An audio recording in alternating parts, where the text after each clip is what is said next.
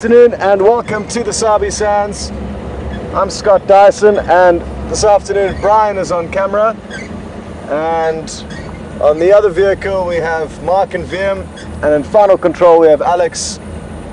If you're wondering where Jason is, the last member of our coalition, he has had the weekend off and he's enjoying some time to rest and relax, so that's where he's been. And it's a nice and cloudy afternoon, which suits us perfectly. We're loving the cool weather, and that is something that we are really happy about over the last few days.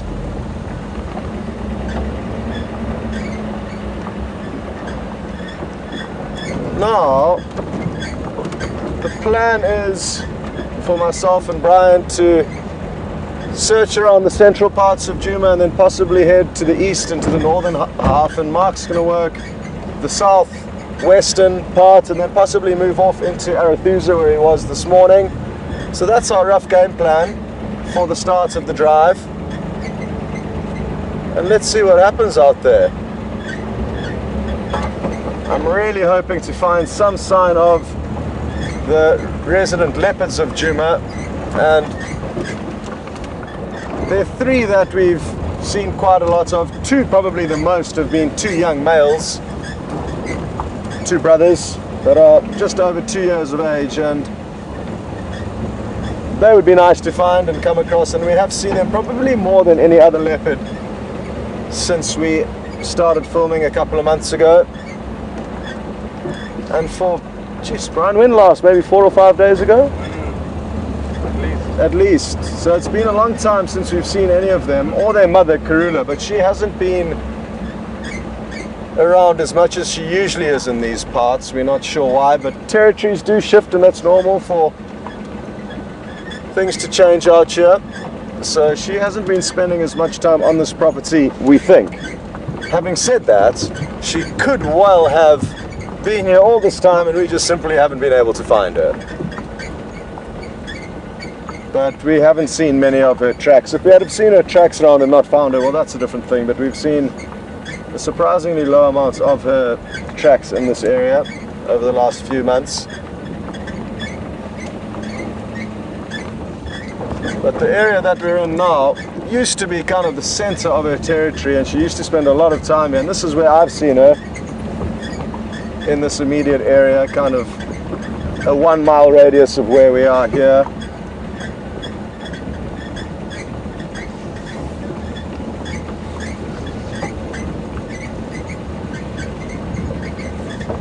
For any of you who may be joining for the first time, welcome. It's great to have you on board with us.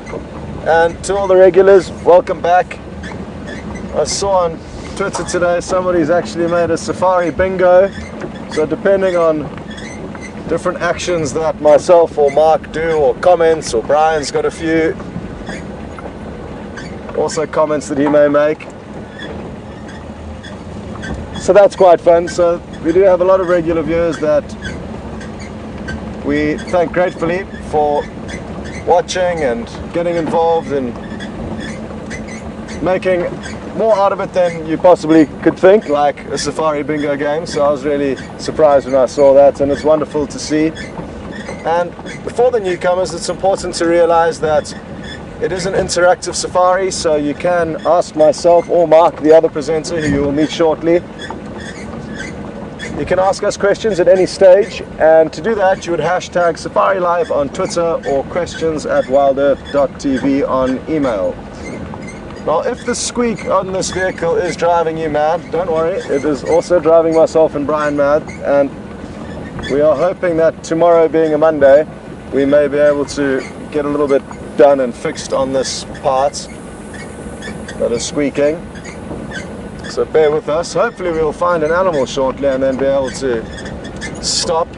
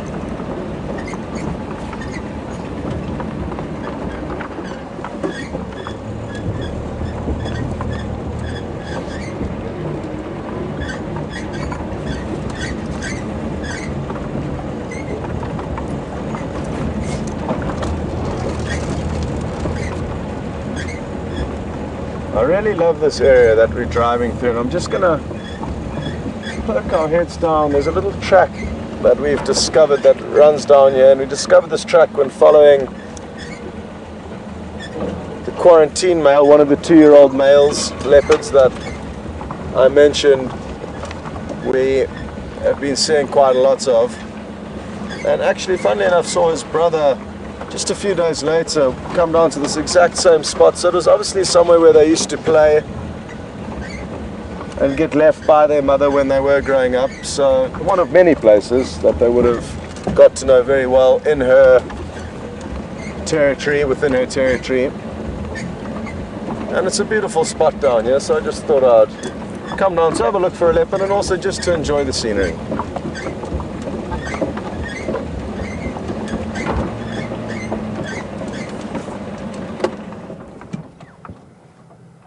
There's the thumb. So just to confirm, it is Brian. He's still with us. And he's panning across to a beautiful, abnormally large buffalo thorn tree. And you'll notice a very horizontal branch that bends to the right of the tree, and that is exactly where the was lying a couple of weeks ago.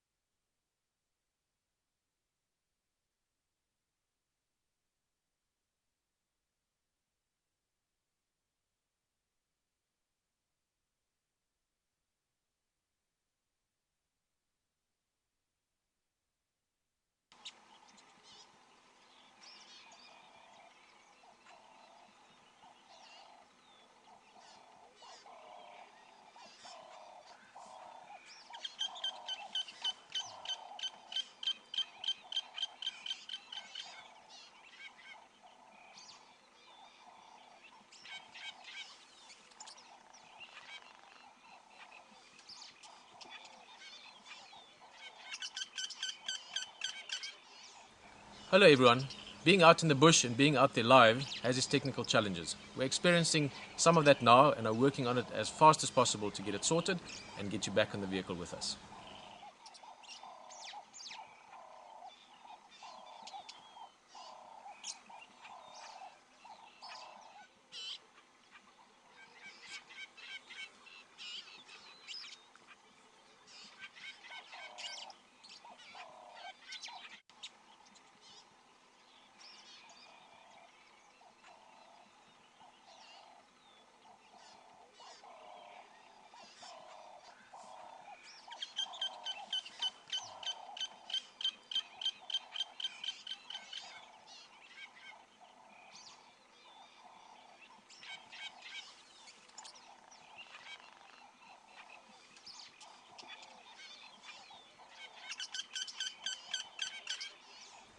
Hello everyone.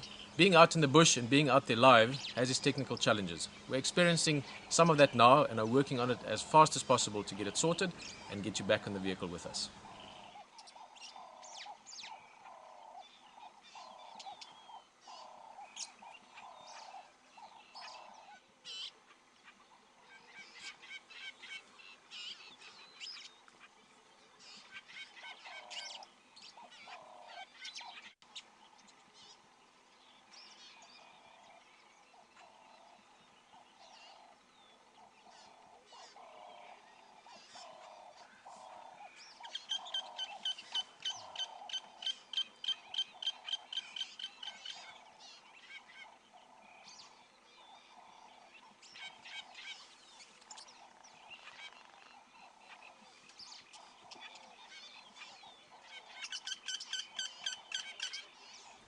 Hello everyone.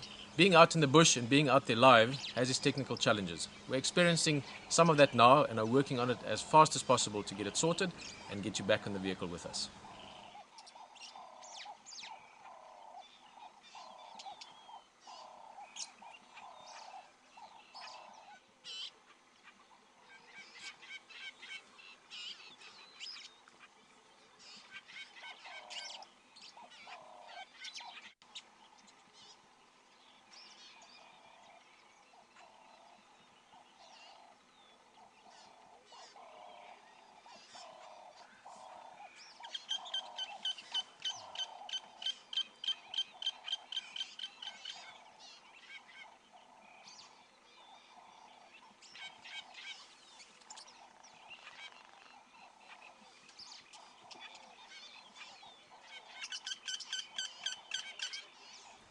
Hello everyone. Being out in the bush and being out there live has its technical challenges. We're experiencing some of that now and are working on it as fast as possible to get it sorted and get you back on the vehicle with us.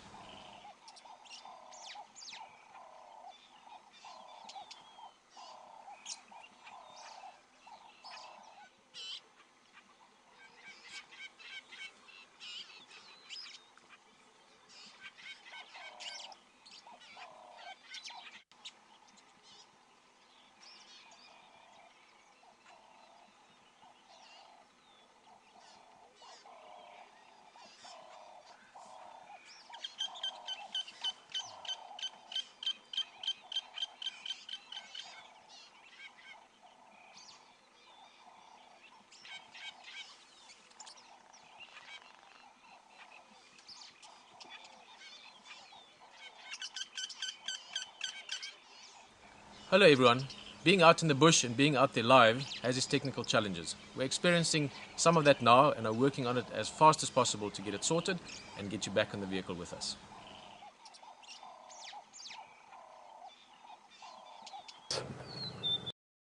The small technical issue that we encountered there, not sure exactly what happened.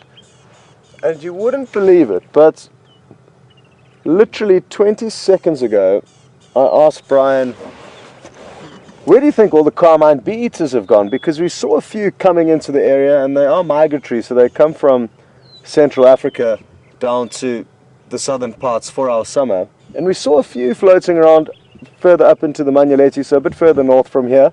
And when I did a trip into the Kruger, I saw a few more. And they should be here now. And I did just ask, I wonder why we haven't seen one. And then I'm 80% sure we 30 seconds later saw one fly past. And it was somewhere here that it landed, but now we can't see it. And a carmine bee-eater is an incredibly beautiful bird. So it would be really nice to show you one. And I just saw the back end of it flying off down here somewhere. Can't seem to find it. They like to often perch themselves on dead trees or branches, so that's mainly where I'm searching, on any of the dead trees. There's a couple up ahead here, and I also may have been wrong about the identification of that bird, but I'm fairly certain it was a carmine bee-eater.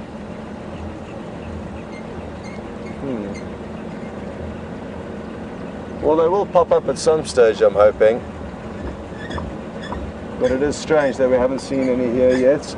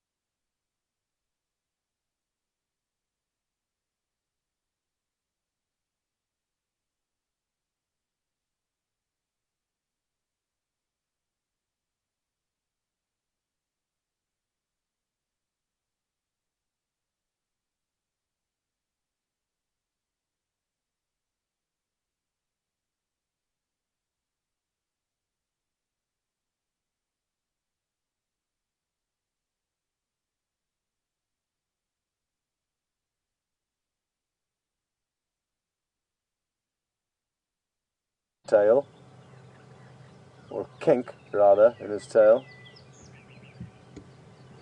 So we have seen this one before. I think it was yesterday that we saw him in quarantine clearing, so not far from here. And it's a wonderful time of the year for the elephants. There's so much food around. And one of their favorites is the marula fruits, and that is exactly what he's busy feeding on. So let's move a little bit closer, and we should be able to get some great shots of him popping these fruits into his mouth. This is going to be a great angle as well. Boop. So watch closely, and you'll see a small round fruit about the size of a golf ball getting popped into his mouth.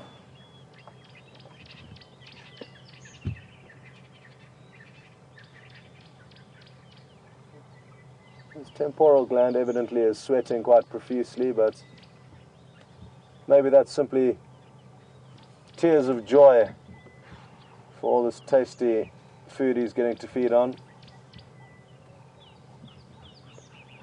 And it's one marula fruit after the next. They chew them a couple of times, but basically just perforate the skin of the fruits, and some of the juices that way will then be absorbed.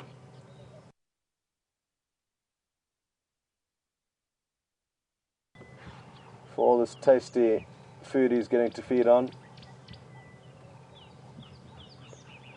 And it's one marula fruit after the next. They chew them a couple of times, but basically just perforate the skin of the fruits, and some of the juices that way will then be absorbed.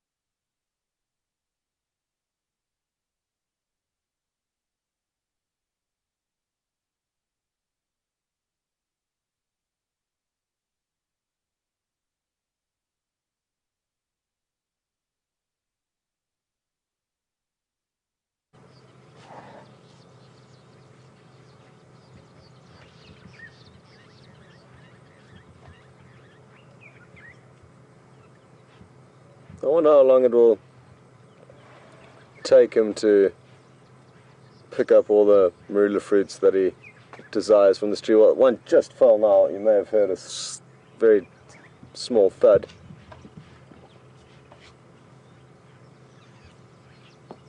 There's another one. Oops. So I guess they are falling, but not at the same rate at which he's feeding. He's feeding far faster than they're falling. Which may mean, if we are very lucky... Oh, well, there we go.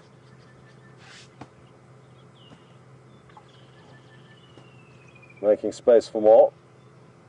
And they do this about every 45 minutes, and usually drop out about 4 or 5 of those boluses, which will probably each weigh about 2 kilos, I'm guessing. And he's having a proper defuel, making space for more delicious goods out here. And if we're lucky, he may push the tree for us, and I'm hoping he might do that right now in order to get more marula fruits to drop down. It really is awesome, because we will hear a lot of them come tumbling down from this tree.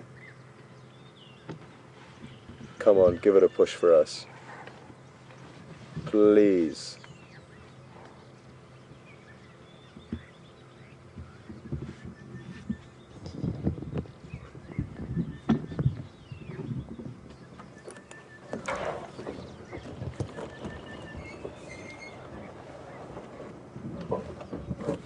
Such a beautiful marula tree.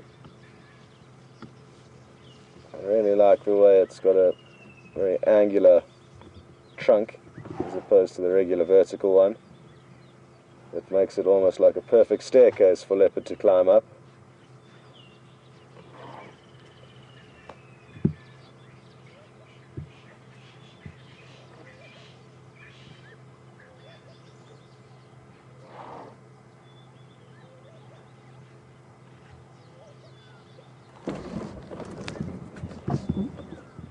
Just going to keep creeping forward. We might be able to get a great low angle shooting up on him. There's a little depression here that we can go down.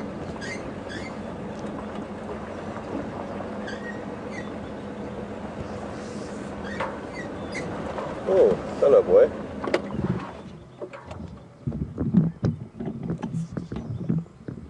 Getting too close to his marulas, it appears. It really does make a difference, the angle that you film or photograph from, and I can really see the difference. It gives a better portrayal of their size when you shoot from ground level.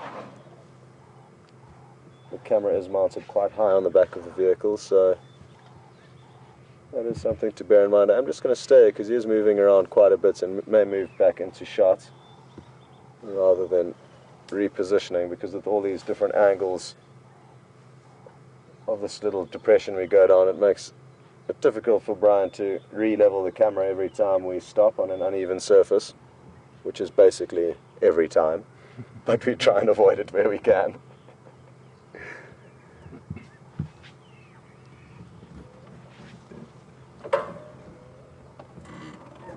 Thankfully though, this next maneuver may... Oh, didn't like the sound of the vehicle running or not running. You heard it just creeping there, and when it didn't make the sound of, or the engine, when the engine wasn't running, you got a little bit alarmed. Slowly, boy.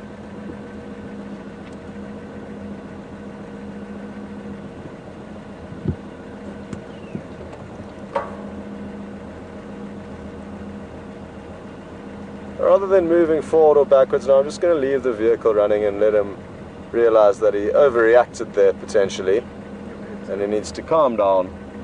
Oh, sorry. And he might now go and quench his thirst, which is perfect. So wherever the zoom is on the webcam at the Vuyatela Dam, now's your time to get active, because he's about to come into your shot.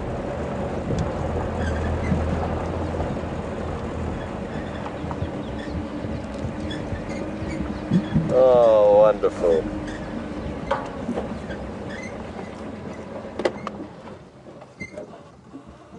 Beautiful reflection in the water.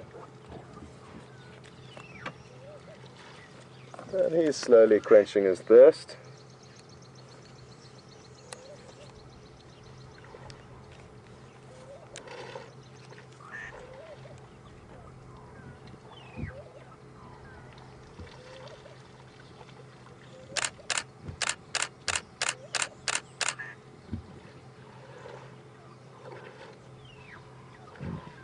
Really enjoying this reflection we're getting of his. And the beautiful dark clouds in the background, the sunlight shining on him. This has just turned into an incredibly beautiful sighting. Look at that. Oh, that is a wonderful scene of Africa right there.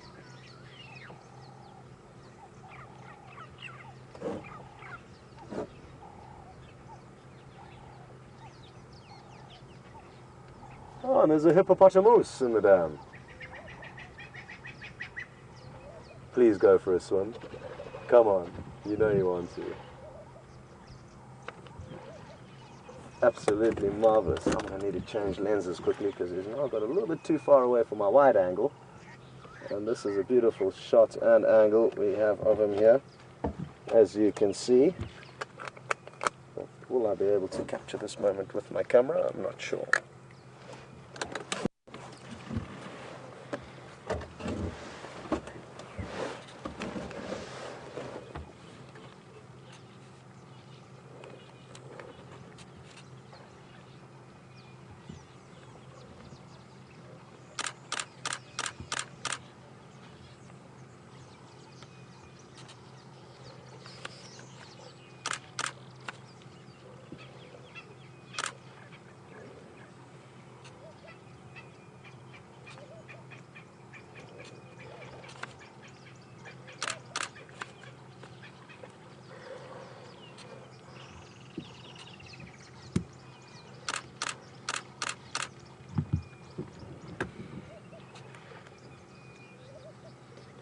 Beautiful.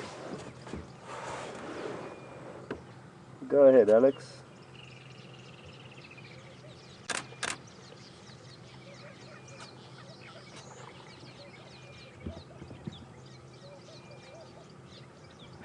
Steve on Twitter's just asked me how many holes or nostrils. Oh, look at him catching the water droplets. That was incredible. I hope you all saw that. He was catching the water droplets from his mouth in the base of his trunk there.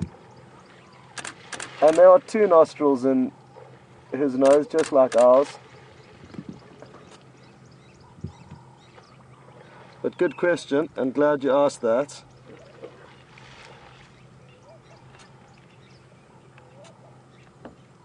So just like us, there are two nasal passages that run up that trunk.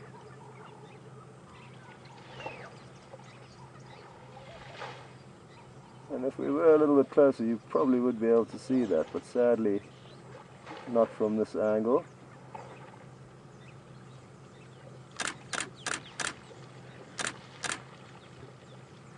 Oh, this is wonderful.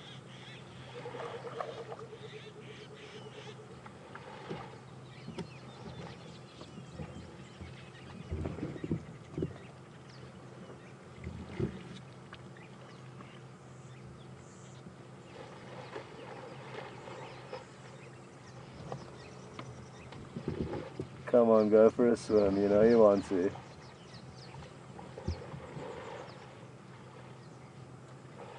Yes, you do. Look at this. With the hippo in the background, this is just marvelous.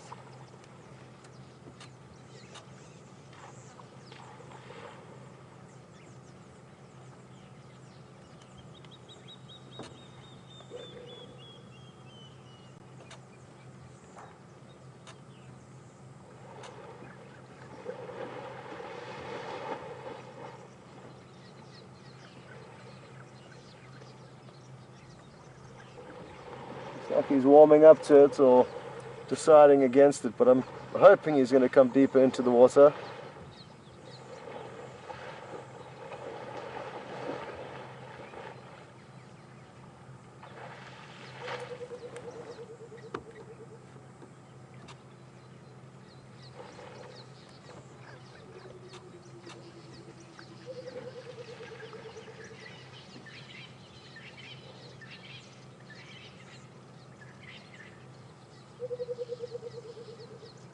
can hear the birchall's cuckoo, or the rainbird calling in the background, amongst lots of other birds, but that's a distinctively recognizable call.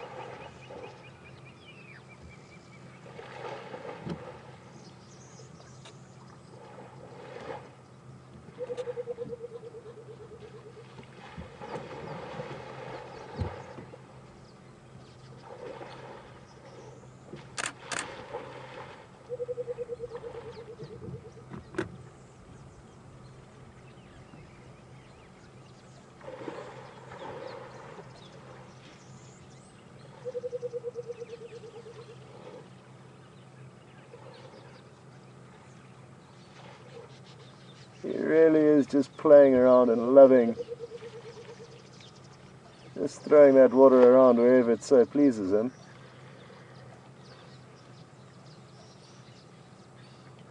It's like he's chewing on his trunk there almost. Oh, wonderful.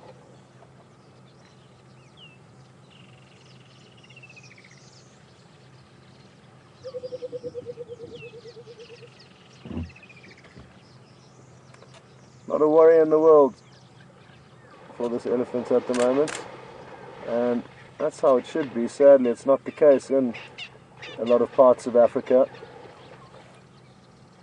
They are still heavily persecuted for their ivory in many parts of Africa, especially the countries that don't have good tourism and are less travelled to. Their wild places are sadly not very well protected, because without any revenue coming in from tourism, it does make looking after these animals very difficult and expensive. So sadly, a lot of the time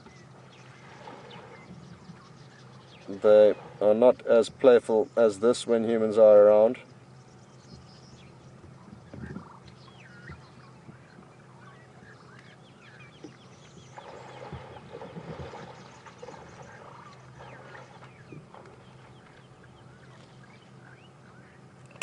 What will his next move be? Will he potentially attack the hippo, or will he pick on the Egyptian geese and their goslings? He is certainly playful, so it wouldn't surprise me if he did chase over after those geese that you can see in the background. And it is phenomenal to see how quickly those little goslings have grown. I surprisingly didn't come past this dam for about a week, which is hard to believe, but I only realized that I hadn't been here for so long when, in a week's time, in a week of not being here, I came past and saw how big those goslings were, and they had doubled in size, at least. So good to see that they're still doing well. And last time I did check, there were still 7 of them, so it's been a highly successful brood for those 2 parents. Maybe it's time for some scratching, or back to feeding for the elephants.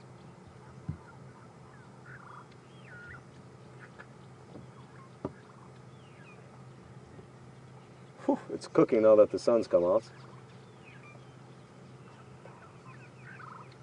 I'm certainly happy it did come out though, because that sighting that we've just had certainly was intensified by the beautiful sunlight that came through just as he started to drink.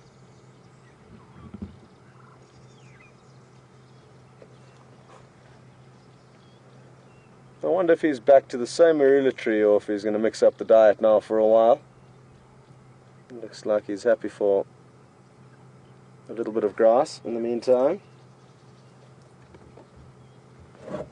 Okay, well,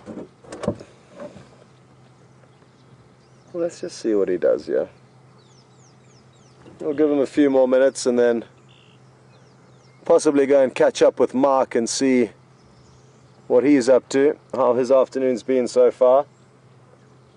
I haven't heard any updates from him yet, but he may well have.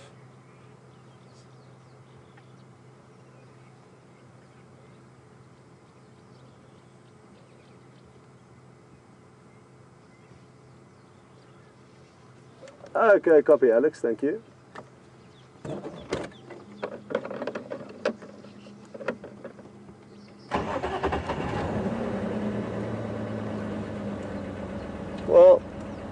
Mark, sadly, for some reason, is having technical difficulties. We're not picking up his signal from his vehicle at the moment, but they are working on it. And I'm sure it won't be long before they fix that little glitch. But like I say, that's not a major issue. He'll still be out there searching for animals, and if he does find anything, even if he doesn't have signal, we'll be able to shoot across to wherever he is and broadcast whatever the most exciting thing that's going on here to you.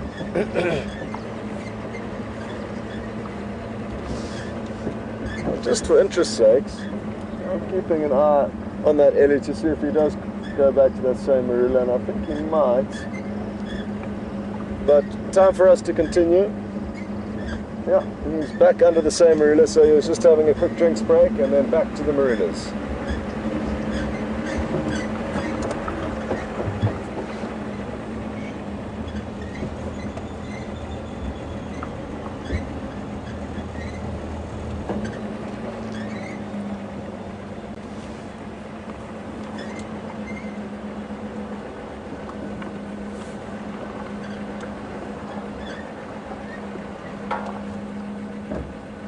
Look at all these dragonflies here. Do you think you'll be able to get them, Brian?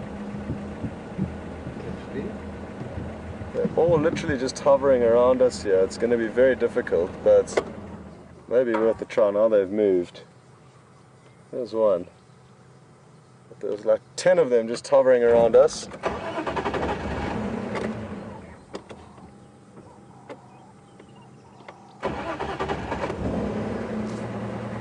Good.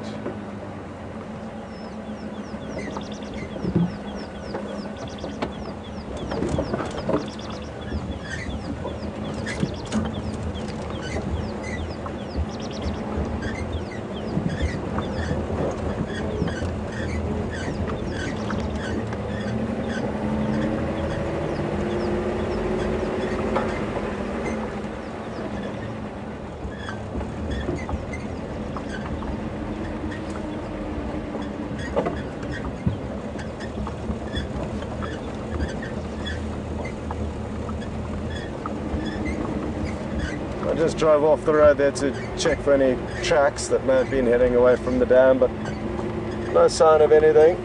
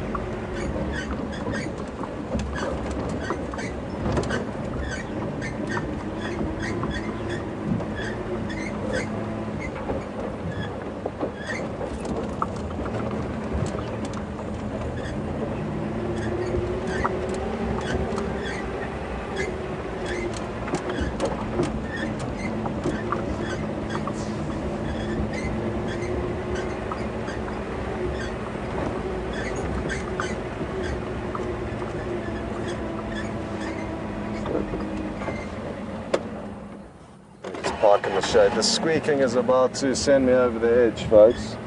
So I'm going to get out some lubricant spray and spray some on there to see if that doesn't help. If not, you just may see me walking off into the distance.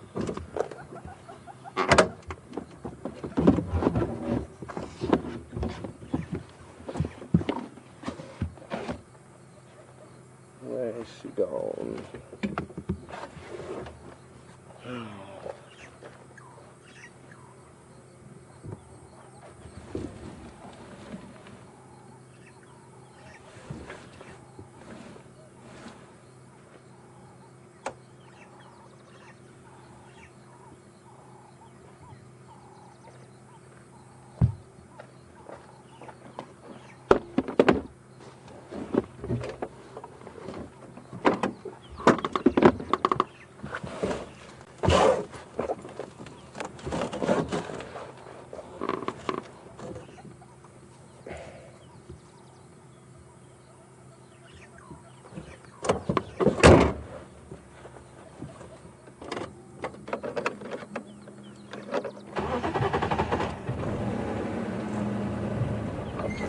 Sadly, no lubricant spray.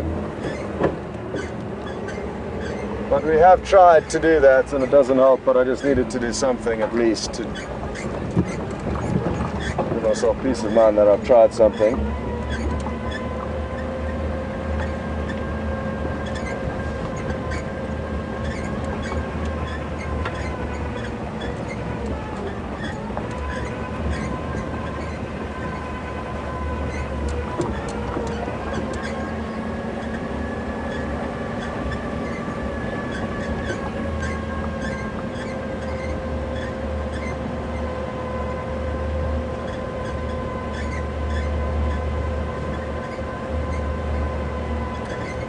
After all the cool weather we've had, a bit of sunshine like this may entice out the reptiles to bask in the sun somewhere, which is useful for us trying to find them. A, that they'll be a bit sluggish after all the cool weather, and B, that they'll be hopefully exposing themselves in the sunlight to try and warm up.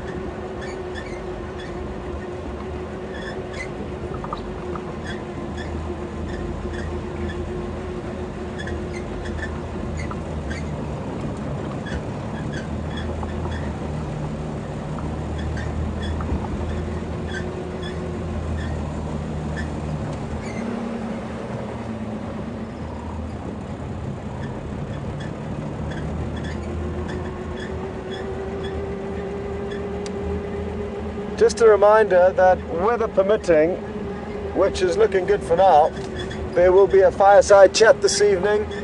And for those of you who are new, the fireside chat is basically just a 1 hour extension of the regular drive that continues after regular drive time from 7 o'clock till 8 o'clock our time. And myself and Mark will be sitting around a campfire and answering any questions you may have and just having a catch up on what's happened over the last week. So that's something to look forward to.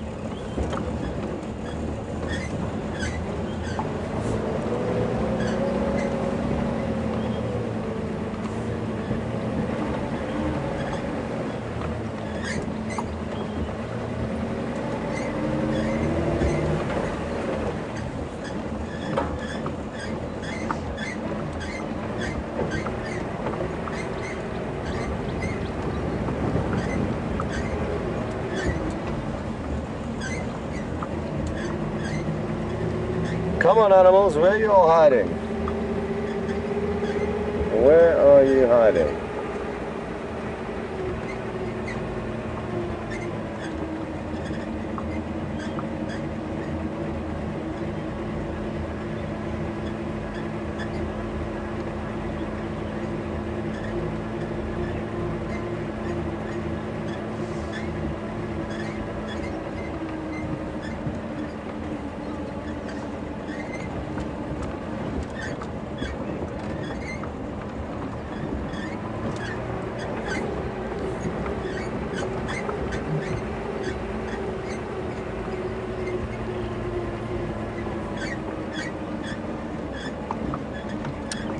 Good afternoon, Winlin on Twitter.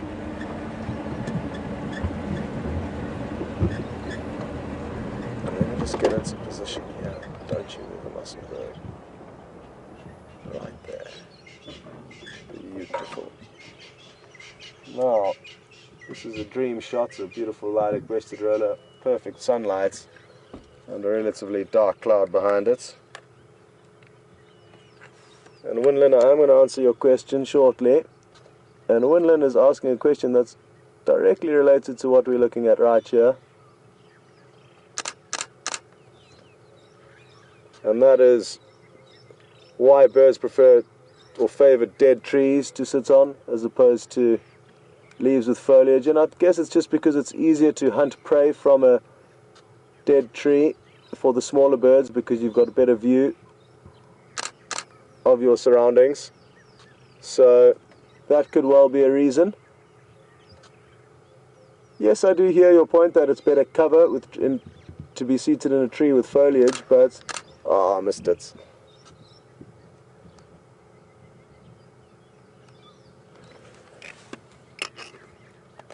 But I think it is from a hunting perspective, the smaller birds, a dead tree is easier to see around you. For the bigger birds like vultures, it's easier to land and take off from a dead tree. There's less interference from thorny branches or anything like that. Less things to get a big wingspan stuck in. But it is a good question how some do favor dead trees to others. I think a lot of the time we see dead birds perching in, or birds perching in dead trees is also because they nest in them a lot of time. For example, these two birch starlings that we can see in this dead tree, I'm guessing are actually feeding into a nest. No, maybe that's too thin for a nest. But their nest could well be in this dead leadwood tree.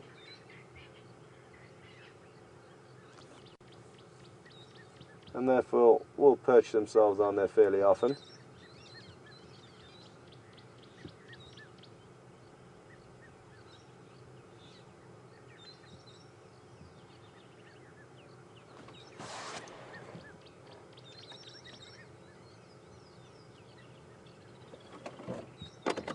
Beautiful.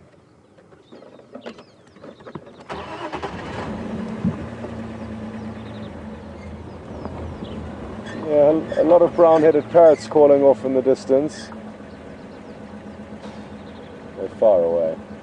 Too far away to show, sadly, Brian. Let's see what happens. You see the tree with the white branches on the kind of horizon there. Now there we can see them actually fluttering around. Cool. So if you stay on the top of that tree, you will notice there's a slightly green patch. That is a brown-headed parrot. And if we just wait a moment or two, we may see them fly about. I know it's very far, but we hear these birds so often, but I've certainly haven't been able to show you any. There goes a couple. Cool. So you may have got an idea that that is a parrot-like bird, even though it is very far away. And it's the only parrot we get in this area of the Kruger Park, but there are others that you get further north from here.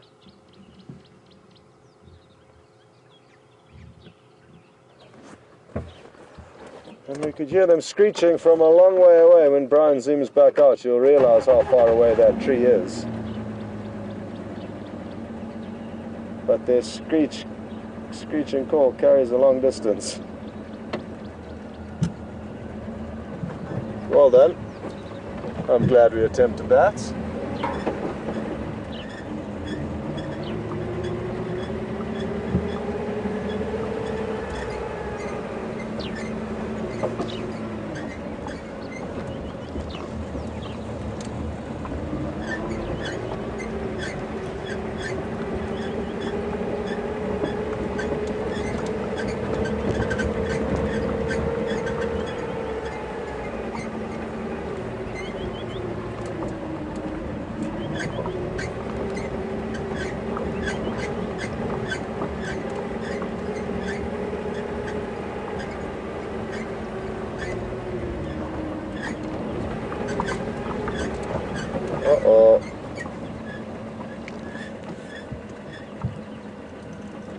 shame.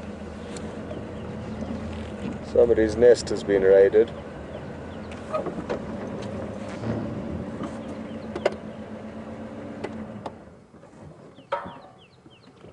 I'm not sure by who.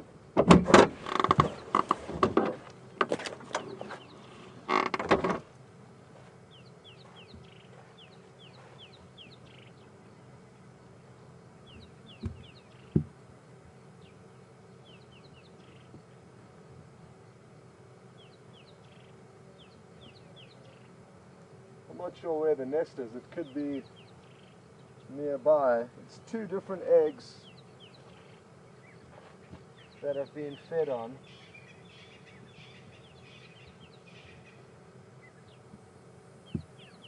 This one's still full.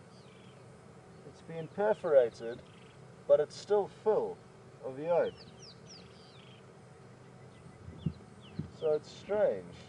It's a very strange scenario. I can't see any tracks here that help me establish what it may be.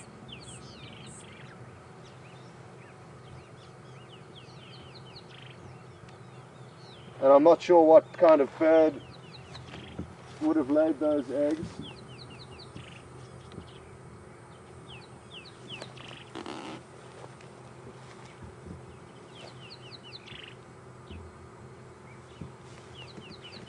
Very interesting. I'm guessing it may have been a bird that fed on them, especially judging by the hole that was perforated into this egg here. Looks like a beak may have perforated it.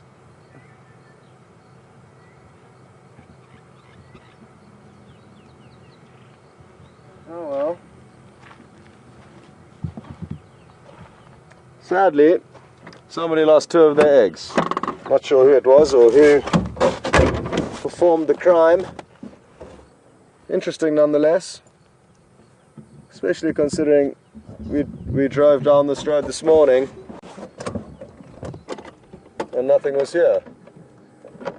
I'm also wondering how the egg would have got transported to such a point, or two eggs from where the nest was.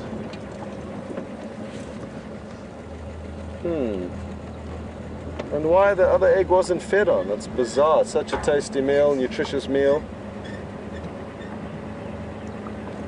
You'd have thought it would have all been consumed, and usually there is no waste in nature. And look, that will not be wasted. That will certainly be fed on by some smaller insects, I'm sure, or anything that comes across it. A hyena would even eat that if it came across it, no doubt.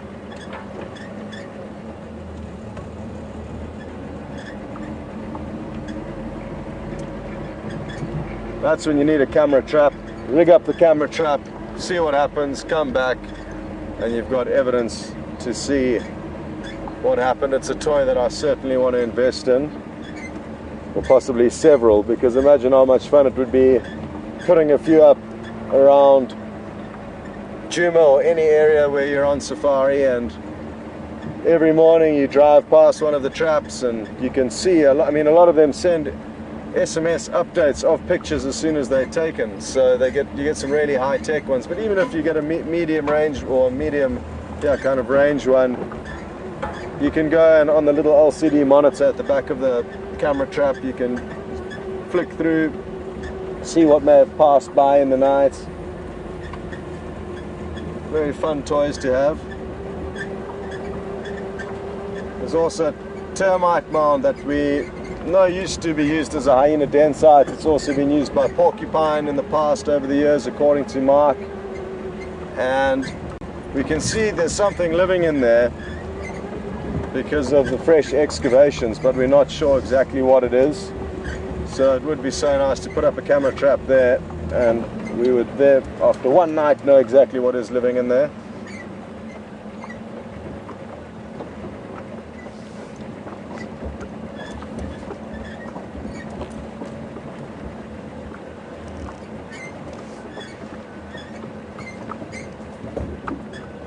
Now we've got some beautiful, beautiful antelope around this next corner that I'm hoping are going to stay exactly where they are. because the sunlight will be magnificent on them. There you go. Hello lads. And those are two exceptionally beautiful kudu that have just passed by. There's actually 3 of them now that I've seen, but 2 are certainly more magnificent than the other 3rd one. Now we're going to have a wonderful low angle that I was speaking about earlier. That also makes a difference. The male with the biggest horns that you can see now in the center of the shot does have a magnificent set of horns. They are kind of abnormally wide at the top, which makes them stand out from the rest.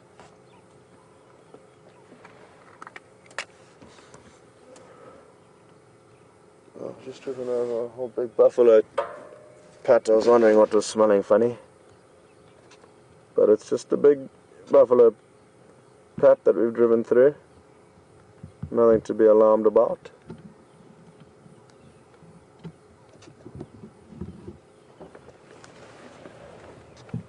I mean, look at the spread of those horns. It's incredible. Especially, yeah, that gives you a good perspective as he faces directly away from us.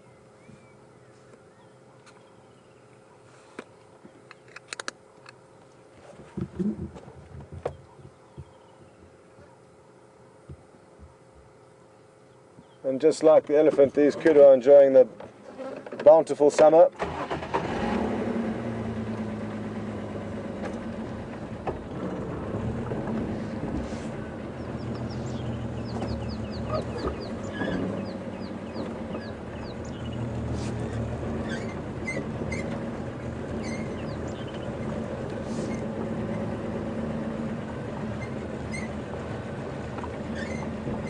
Copy that, Alex. No problemo.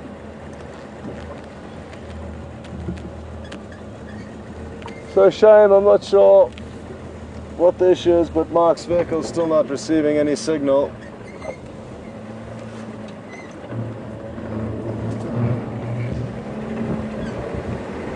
But they are still working on it. But for now, you're stuck with me and Brian, so sorry about that.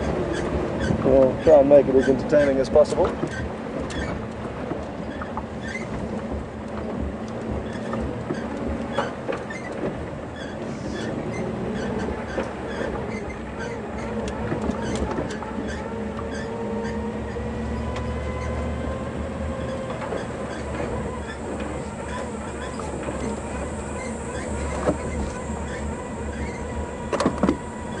Mark, what you up to? Where are you checking? Where have you been?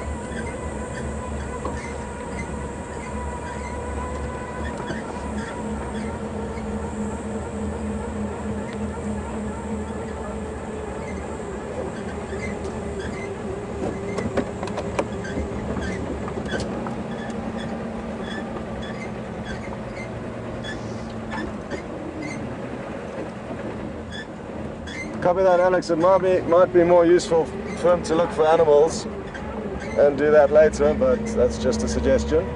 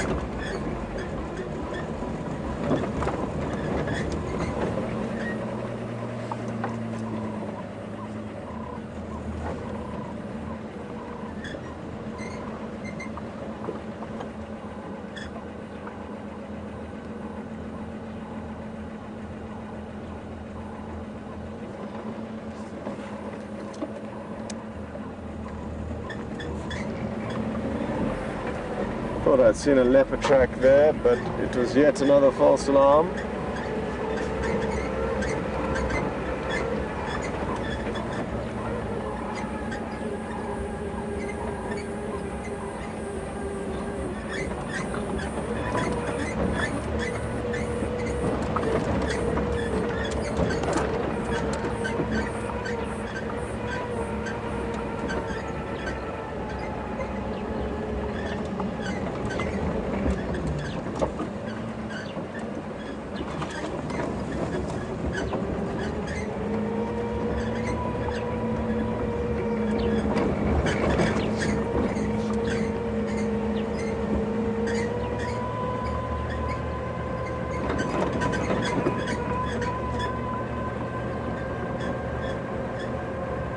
Doing a quick flyby past Twin Dams. We spent a decent amount of time here and had a wonderful actually morning with a lot of interaction between buffaloes, and there was a lot of things going on here. Woodlands kingfisher swimming.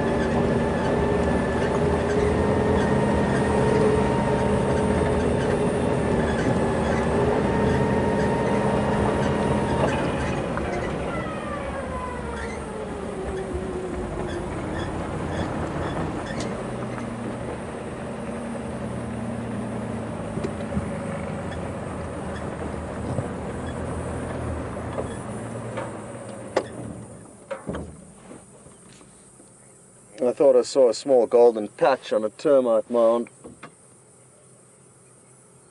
off to the side of the road there.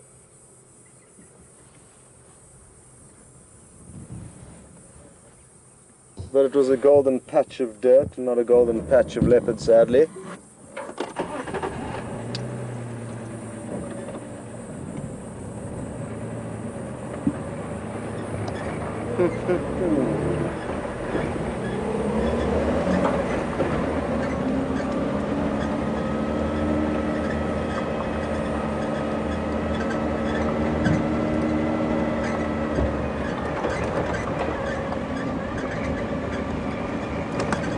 Alex, did you copy my last message?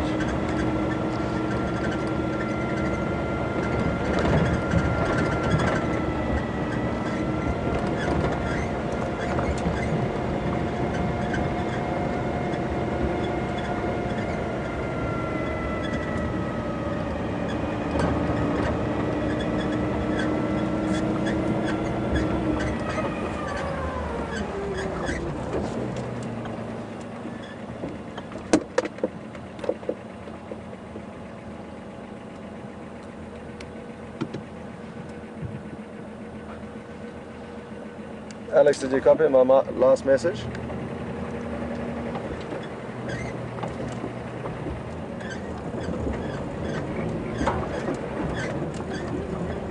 Copy, thanks. Sorry, my earpiece just died on me again, but it's all good now.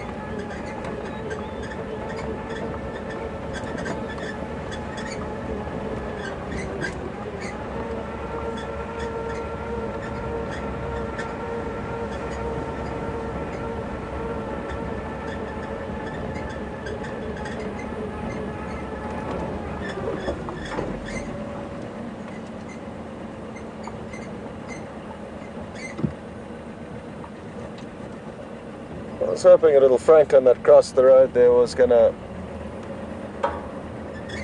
allow for us to view it, but it scuttled off into the undergrowth.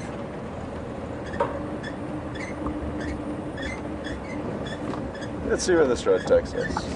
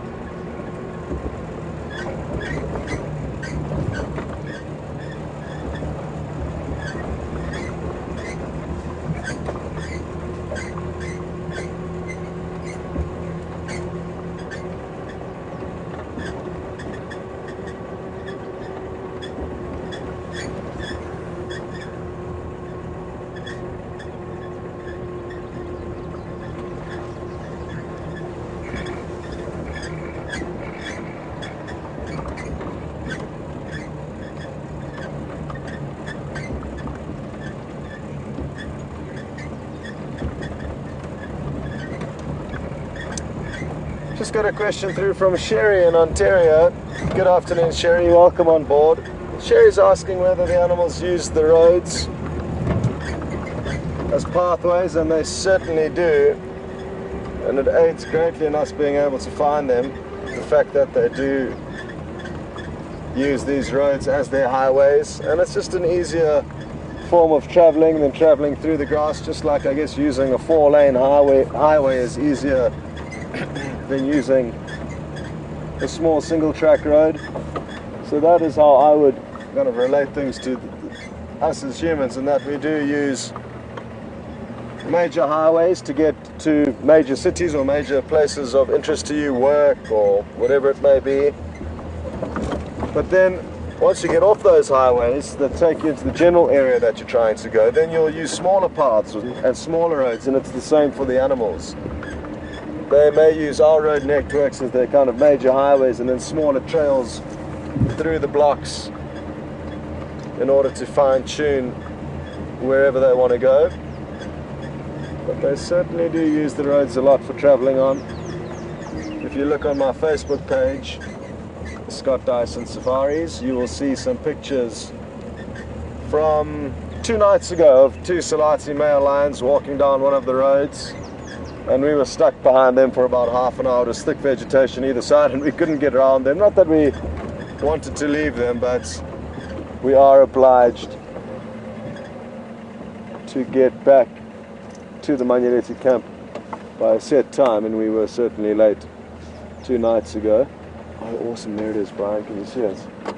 If you just follow the right hand fork, first fork of this tree, I can hear that bird calling.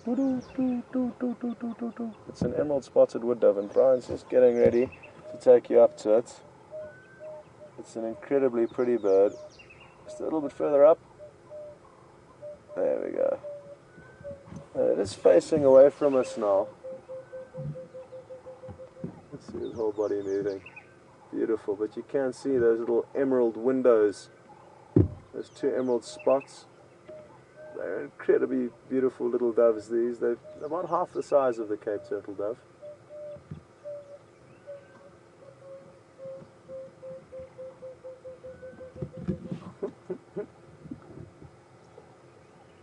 Beautiful. We see them a lot, but sadly they are quite shy and nervous.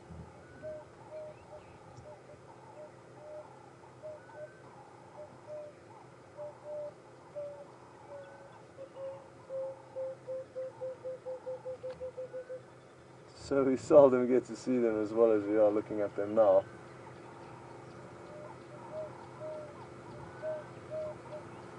I want it to be interesting if the one responds to its call, similar to the Cape turtle doves that were calling this morning.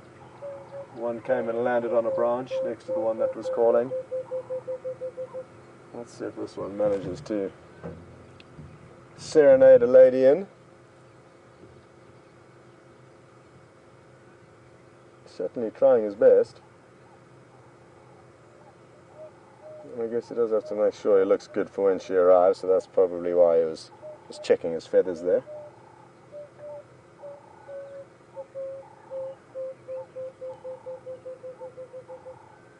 Phenomenal how such small birds can make such a loud noise.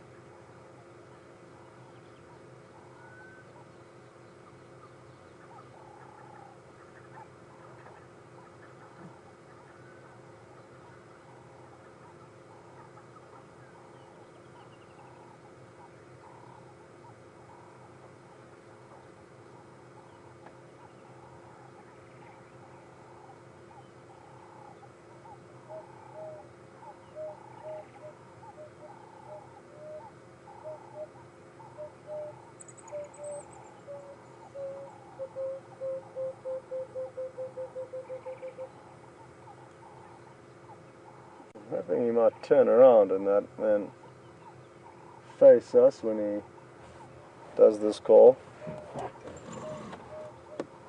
So we'll give it a few minutes to see if he doesn't try and change his position.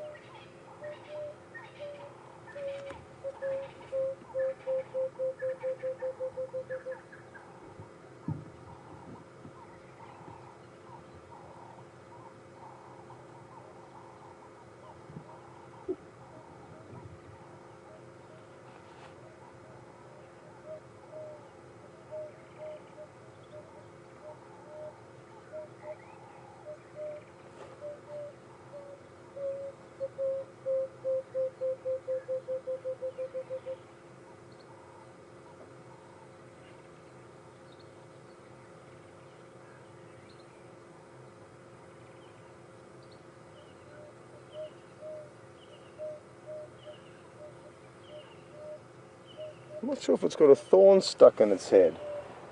It does have something stuck in its head. You can just see it protruding. If I roll back ever so slightly, no, that's not going to work. But there does appear to be something very small sticking out of the top of his head. I'm not sure if you can see it. It doesn't look like a feather, so possibly, I don't know, flown to a thorn tree or something. No, he's got a very strange decoration coming out of the top of his head. Can you see it in the picture there, Brian? Mm-hmm. There's a side angle. You can see something. That's better. Hard to establish what it is, but there's something stuck in its head. Doesn't seem to be affecting his behavior, though. If anything, maybe it's putting pressure on the calling part of the brain, and that's why he hasn't stopped calling since we've got you.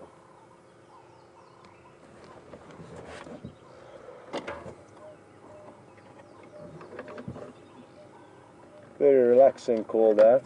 A nice alarm clock tone to wake up to. And he's enjoying a beautiful big apple leaf tree.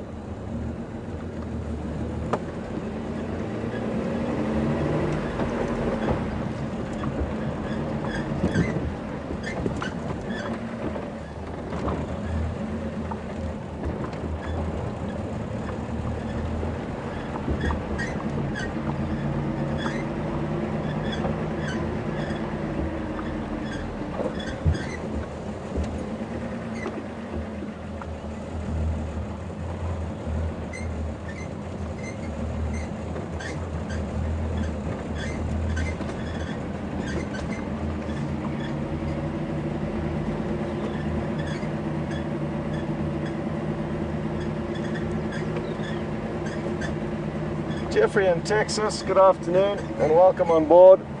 Jeffrey's asking whether there are plants here that have edible berries or fruits, and there certainly are. The marullas have a large fruit, almost kind of like a plum, I guess you could describe it. It's got a large seed inside. And you get the white berry bush that the birds like feeding on. Not very good for us. Sour plums are another one that we get out here. The little berries from the raisin bush are tasty, almost sugar coated once they dry out. What else in terms of berries? None that come to mind. I'm sure there are a host more, but there certainly are some edible fruits out here. And at this time of year, it's the marula fruit that is the most popular amongst both the humans and the animals.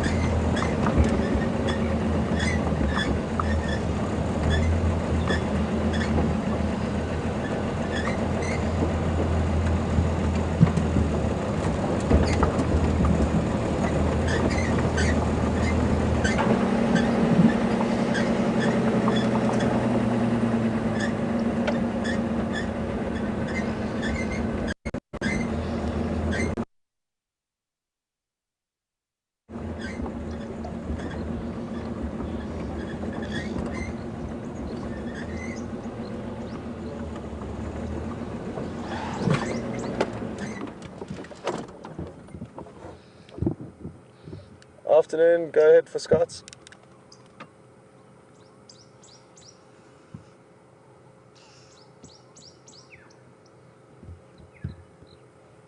Afternoon, Cedric.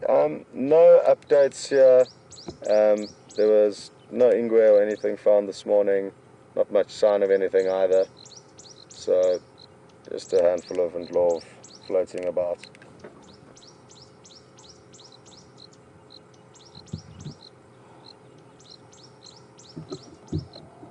No, nothing, and check the whole perimeter, so highly unlikely that there's any around on us. Copy.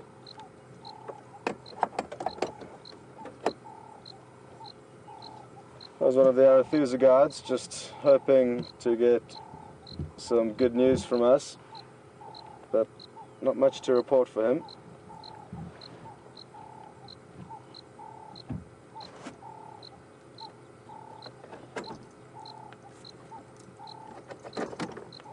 I'm on Shabam Road, checking around this area.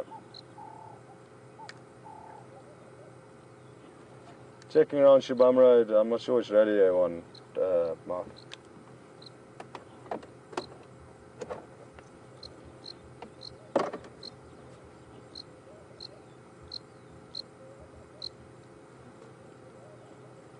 Well, this guy's got a perfect spot in a mudwater in the shade.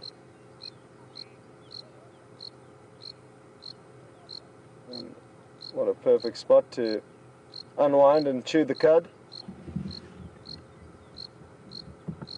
The other one wasn't as in a relaxed mood as this individual and went off huffing and puffing, as do buffalo a lot of the time.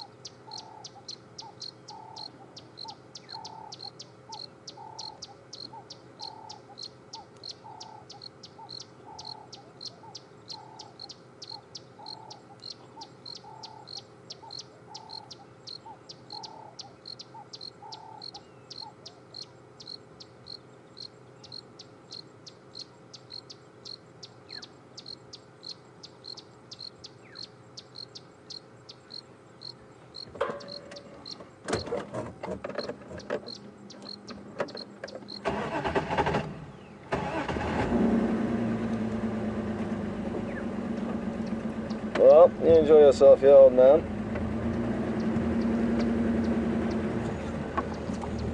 We are off to look for slightly more vibrant creatures than you at the moment.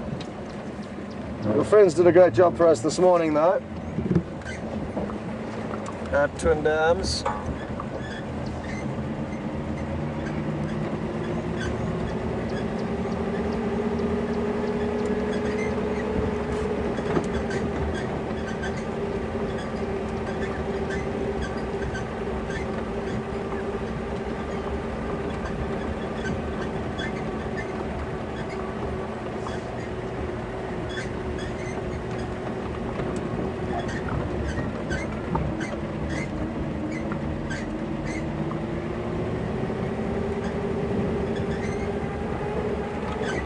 Just got a question through from Sienna.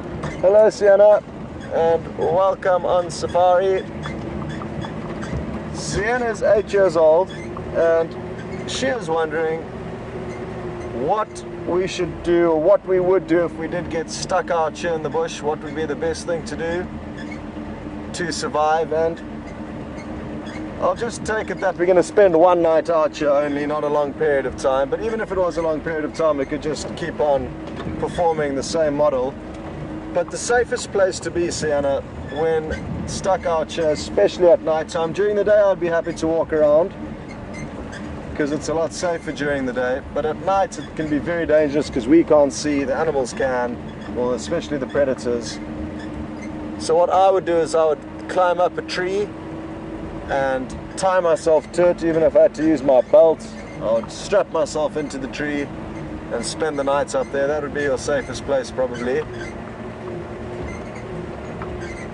And thankfully, if you do know a little bit about the animals in the area and how to treat them and how to act when they may be aggressive towards you, you can avoid getting yourself into dangerous situations a lot of the time. So it's not as dangerous as it may appear to be, especially if you do know a little bit about what to do and what not to do when you're out here. But good question, Sienna. I certainly wouldn't like to be stuck out here for a night. It would be a scary 12 hours. But good question. Thankfully, I haven't been stuck out here yet purposefully.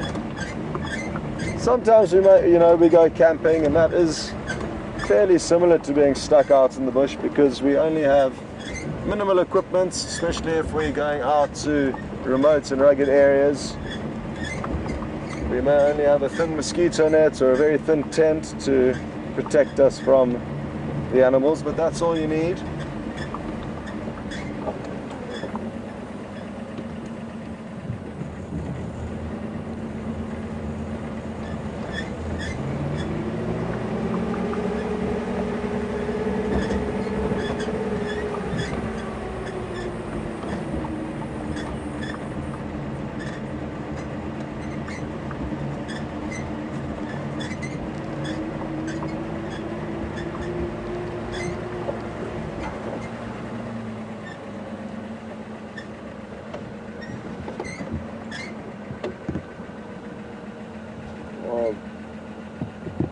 Well done, Brian.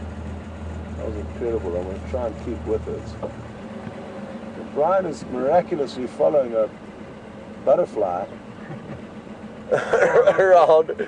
I slowed down to see if... I went behind the bush. Yeah, it's too high though now. Can you get it still? Let's keep trying. Oh, it was floating around us very slowly initially, hardly moving, and Brian did manage to lock on, but it moved off very quickly.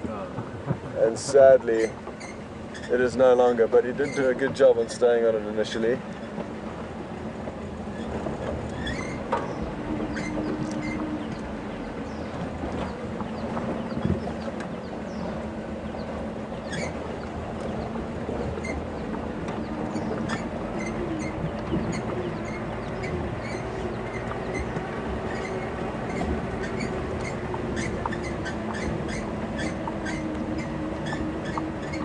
Oh, got some bugs making love here on the log.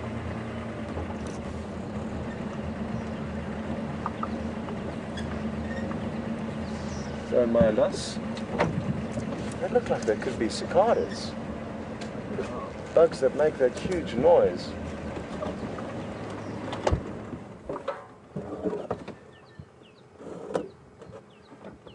So these little love bugs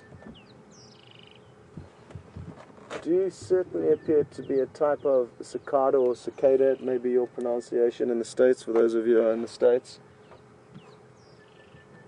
They make a high-pitched, almost technical buzzing sound. But sometimes viewers actually complain that there's something wrong with our audio, but it's not. It's just these bugs making their noise. And they've got a beautiful emerald green sheen to their coat. Not their coat really, their exoskeleton, I guess would be a better term.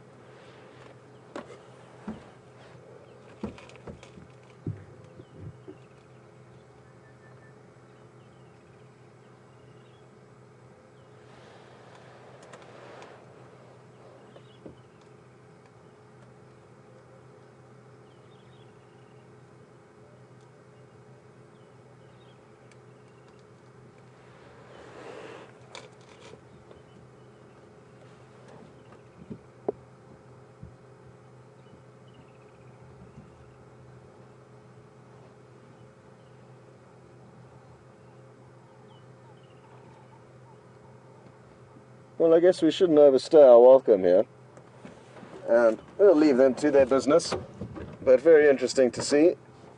First time I've ever seen a cicada bug of that coloration, but it certainly does have that appearance. I could be wrong, but it does have a very distinctly cicada-like shape.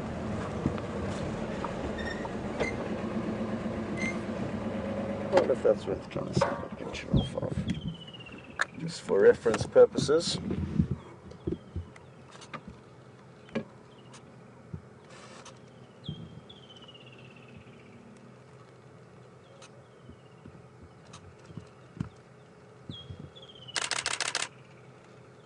That should do it.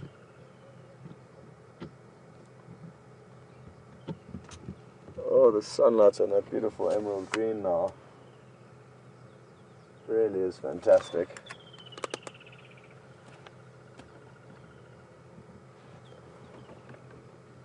Well, if any of you know your bugs, I'll be interested to know what you think those may be. Mark may well know the answer to exactly what that is because he is exceptionally knowledgeable with things like that.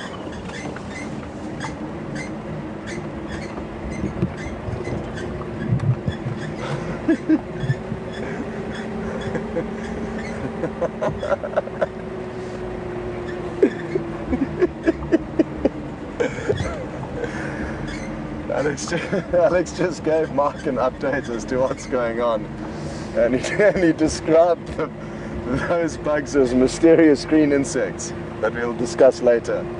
So I found that quite amusing. Thank you, Alex. Mysterious green insects, they are indeed.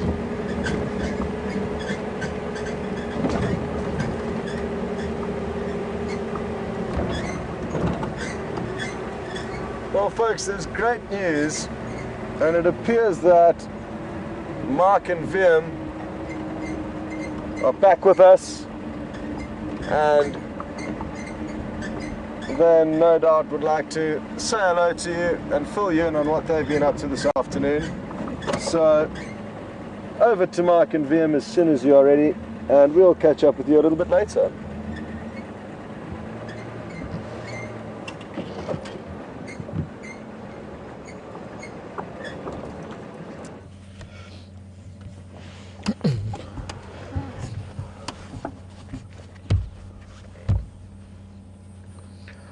A beautiful blue sky, fun day Sunday. Welcome to Wendy and welcome to my vehicle.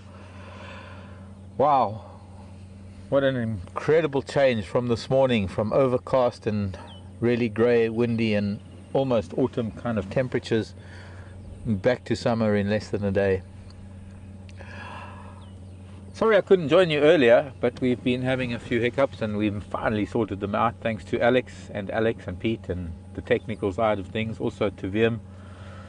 My name is Mark, by the way. Vim is on camera, and we're going to head out and we're going to see what we can find for you on the side of Djuma Game Reserve. Maybe we'll head over to Arathusa and see what we can see. I'd like to travel over to the airstrip. I think a blue sky Sunday like this it's worth it to go and see those wonderful green grasslands out there and see what they might be. So without further ado, let's move on. We've been quite busy despite the fact that we haven't been on air. We haven't been brought. Somehow we've had a signal issue with Wendy that we finally sorted out, and it gave us the opportunity to pre-arrange a few things for fireside chat. Magpie shrike digging at something in the road just ahead. Don't want to disturb him. It's not digging, it's killing something in the sand. This might be interesting.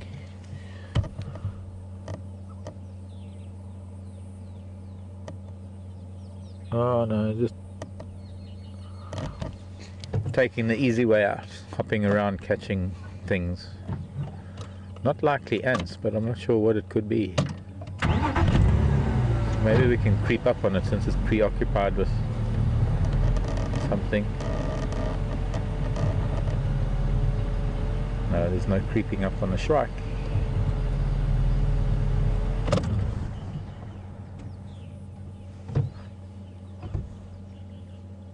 Normally they hunt from a perch. Normally they're sitting on a perch and they'll look out for insects, dive down and catch them.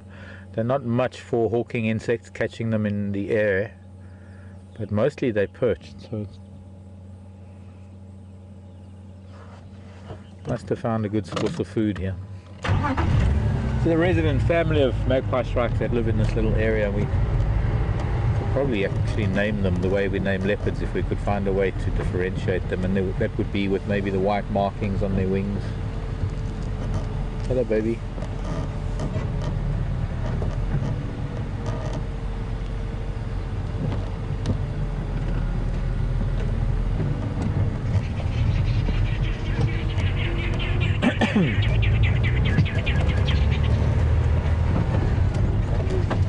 Mongoose and another shrike, one of the younger ones, I think. Oh No, it's an adult too. Very long tail. Longer than the other one. Of course they damage their tails. Got to imagine how it is diving into these long grasses after insects. The tail gets damaged, so the feathers get damaged, and when feathers get damaged they get ejected, or rejected rather.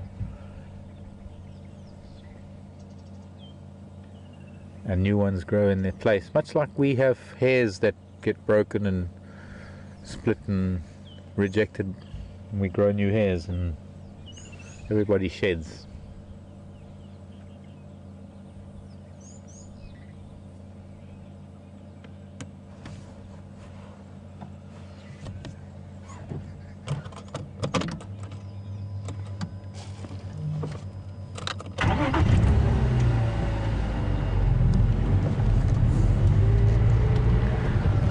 Interesting that they're all quiet now. We've been past this family of shrikes when they've been very noisy, and that was just prior to this recent weather, and it kind of reinforces my belief that just prior to the rains they make a lot of noise and they get very vocal, and the vocalization is a lot to do with territorial establishment and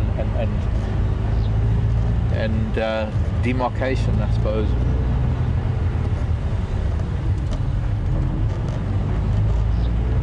Now after the rain it's all about feeding, because they've had a few days of adverse weather conditions, I suppose. When it's cold, not that many insects flying around or jumping around, and so their feeding gets a little bit, or their hunting is a little bit more difficult.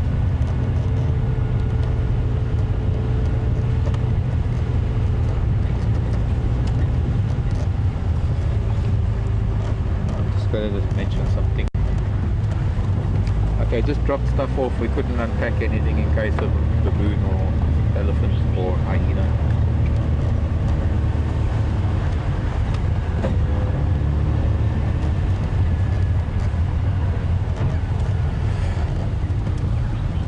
Or other. So, it'd be great to hear from you wherever you are in the world. Questions at WildEarth.tv or tweet at #SafariLive. It'd be nice to hear from you, especially if you're a new viewer and you're a little unsure of things. You know, we don't always have to say your name. You can always remain anonymous. Just say hi from Greece, or Guten Tag from Germany, or Buenos Dias from España, Aloha from Hawaii, Jambo from Kenya.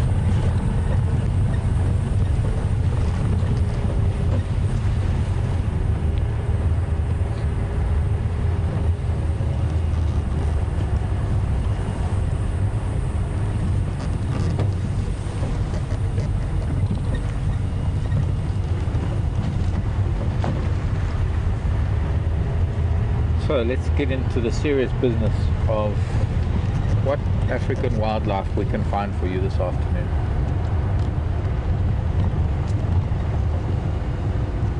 Let me just listen to the radio.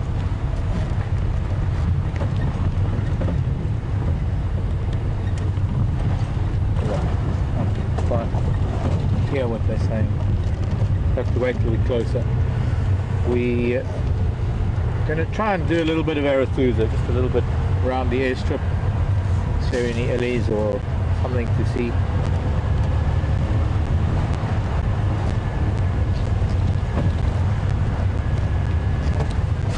We had a wonderful sighting of Shadow this morning, one of Karula's cubs.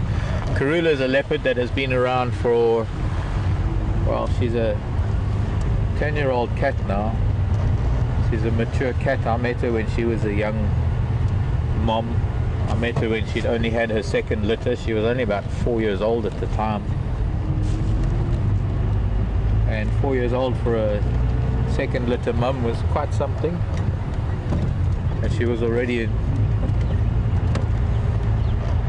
an incredible leopard then. We were also lucky enough to know her mother. Her mother was a remarkable leopard by the name of Safari, who lost an eye. It seemed that she lost a lot of the muscle and well, anyway, she had quite a grotesque eye. She was a beautiful leopard nonetheless. Oh, more dwarf mongoose. Hello children. Yes, sorry, they're shouting at us. I saw that. It looked like a buffalo weaver carrying something, which is unusual. The only thing they carry really are sticks. Oh, it's a drongo. Can you see it through there?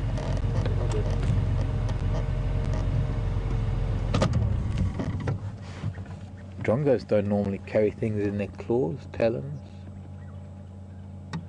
It's got something. I can see it. It's a grasshopper.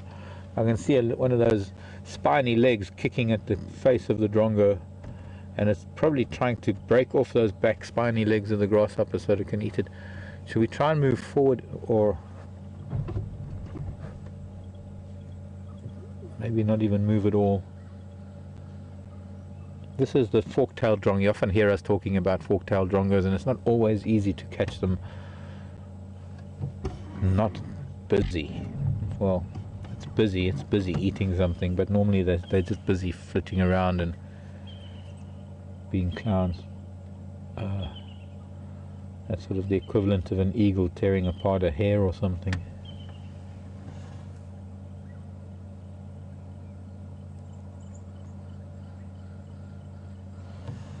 It is only a grasshopper, but it's not just a grasshopper. It's probably about just as gruesome as a leopard killing an impala, because the concept is still the same. It is still kill to eat and live, and kill to survive, and to do that something has to die. It's wonderful when we drive around and we see all the animals in their peaceful states without the dangers of predators, or without predators chasing them, or without the raw brutality of what it means to have to kill something and eat it. Thank you, drongo. Saved us the rest of that gruesome sight. Except we can just change angles and see if we can see it again.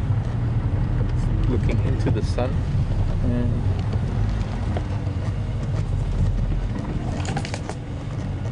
no, it's taken it to another tree. Well, no matter what scale it is, whether it's a drongo feeding on a grasshopper, or a lion on a buffalo, or a leopard on a baby impala, or a hyena on a baby leopard, this is what we are here for. We are here to be a witness to the very essence of what nature can offer us, to the very thing that nature is. And most of the time we are enthralled, and we awed, and we are humbled, and we stare open-mouthed at some wonderful things, and most of the time there's this wonderful feeling of peace and harmony and no real danger at all. But every now and then something happens that just brings it all to reality, and it could just be that very thing, just a fork-tailed drongo eating a grasshopper. It's still a harsh environment out here. They are still in every form that food chain acting itself out. Something eats something and being eaten. Consumers and producers, rather producers and consumers and predators. And the very thing that keeps the whole system going. You might hear about the balance of nature. There isn't really such a thing as a balance, because everything fluctuates so much that it never really reaches a balance. And nothing, in fact, every single species in existence on the planet, nothing would really survive if there was a balance. And we all are led to believe that nature, there's this balance in nature, everything is balanced. It's not balanced, because if there's balance, there's no need for adaptation, there's no need for change, and change and adaptation are the very things that drive a species to rise up and occupy a niche that will take a lot to be for it to be displaced or for another animal to take over that niche.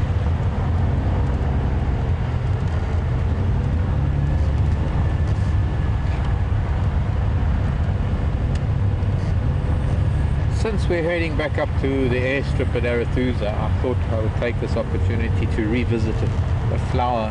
I found one this morning, and just after that I found a second one, and I'm going to revisit it this afternoon, only because we might not have this opportunity much more, or also because they're flowering now. Who knows when they're going to stop, and although it might still be a month if we get good rains. If we don't have any more rain, then it's not likely we're going to see them again. There was a second one. Oh, we're going to be looking into the sun for the second one. The second one was quite far in, but the first one's to the road. And I know that there are a lot of you that might not have been with us early this morning because it could have been your middle of your night. That's why we have to see the flame lily.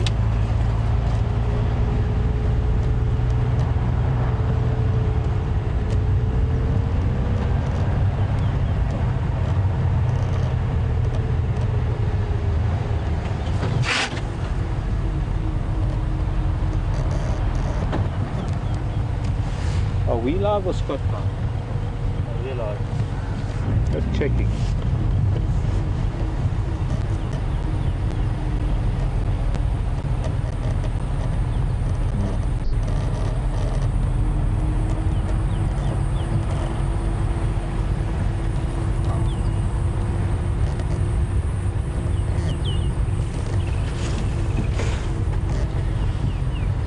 Tell you lots.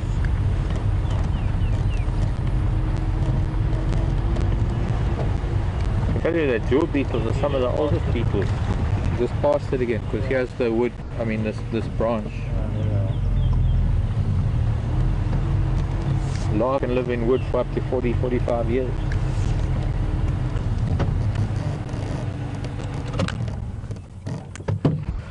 The wonderful, wonderful flame lily.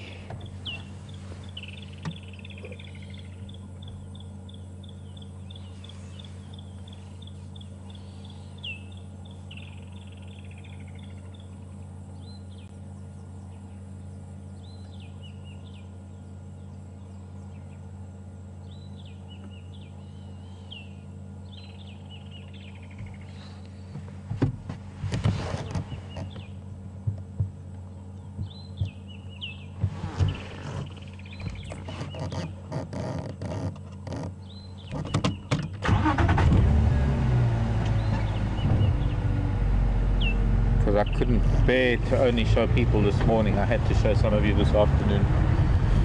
So a very special flower. I missed the other one that's further in, but we've got this setting. Let me also look into the light.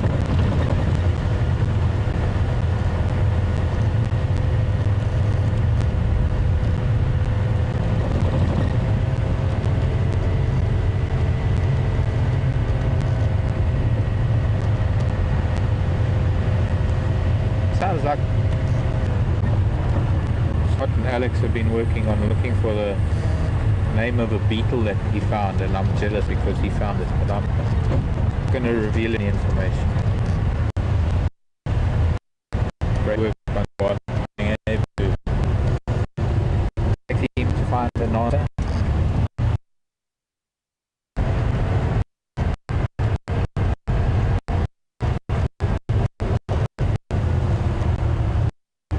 I don't know what happened to our shadow this morning. We had a wonderful so we wander around a little bit up to the airstrip, and I'll see if I can get hold of, oh, what was that? There's something in this tree. Monkeys. I just saw some shadow with a tail, and I got a bit excited. And well, it's a primate, it's a monkey. If we can see one of them, but I'm sure they're going to poke their heads out because they're curious and inquisitive. Maybe his name is George.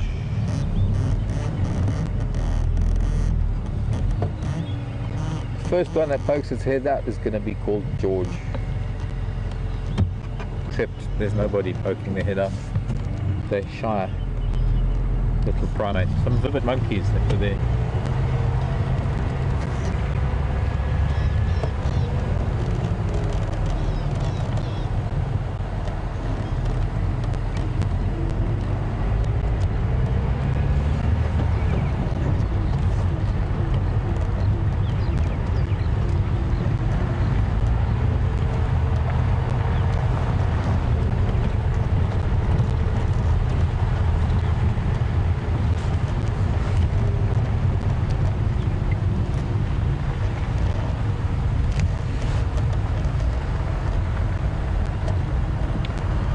Marco, good afternoon to you.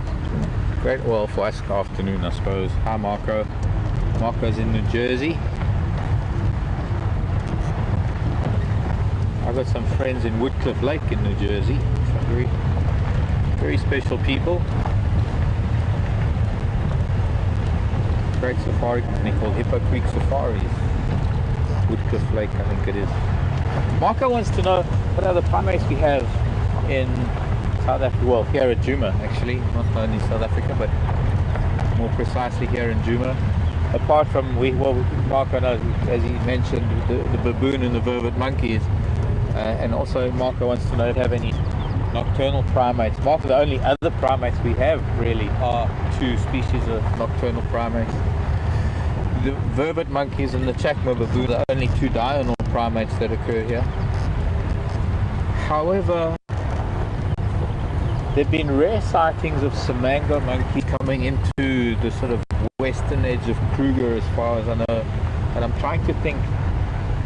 I'll have to rack my brains, but I remember somebody saying there was a Samango monkey in a place, I think it might have been Will Fox in Leidenburg of all places, that he and Tara and the leopard research crew that they have at Tabatolo up in the Leidenburg area on the leopard research camp, that they had a Samango monkey that appeared on their camera, and that is truly remarkable. I mean, there's Samango monkeys on the coast. I'm sure they reach down into the northern KwaZulu-Natal, but I don't think there's ever been Samango monkeys in this part of the world. But that is it for our diurnal primates, the vervet monkeys and the Chacma baboons. But our nocturnal primates are the two species of bush baby, or galago or galago, that we find here. And the one is Galago crassicaudatus, which is, if you break down the name, is the thick-tailed bush baby, or the thick-tailed galago, galago, or galago. Tomato kind of thing. Depending on how you want to pronounce it. This is where Shadow was this morning, by the way. She came out of here. We left her when she was just here on the tomato mound on our left. And she was up there. And then she carried on and stalked some nyala. I don't know if she was just successful or not. Anyways, the thick-tailed bush baby is very much what's a large bush baby. It's about the size of it's a little bit bigger than a vervet, well, maybe the size of a big adult male vervet, or the weight. They have different bone structures. So nice little old dandy. I like.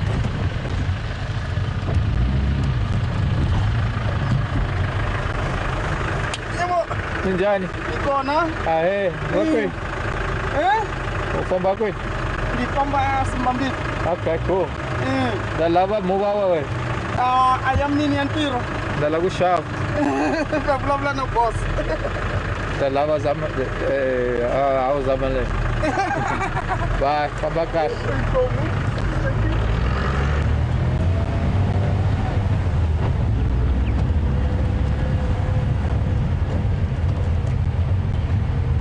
And where was I? See, that wasn't on the bingo card, or was it? airstrip. I'm into this airstrip. I'm addicted to how things change here daily and how some things stay the same. Because it's a lovely big open area that we haven't really had access to in the past.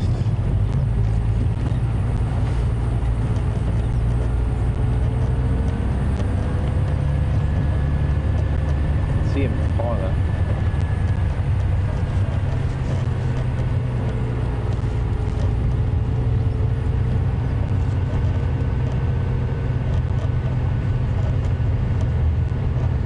So we're getting back to bush babies. We've got the thick-tailed bush babies, which tend to mostly only favor the permanent rivers where there are certain trees that provide a lot of fruit for them, because they are, although I suppose they are omnivorous, they to some extent they mostly prefer fruits and things. So we don't really have them around Juma. I've never heard them.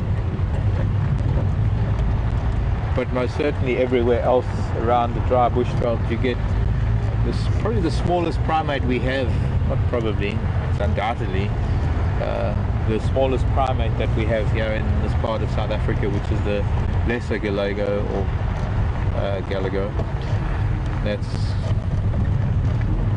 Galago senegalensis. The subspecies is with an H. Forget. Zebra, wildebeest, impala, really beautiful sight actually.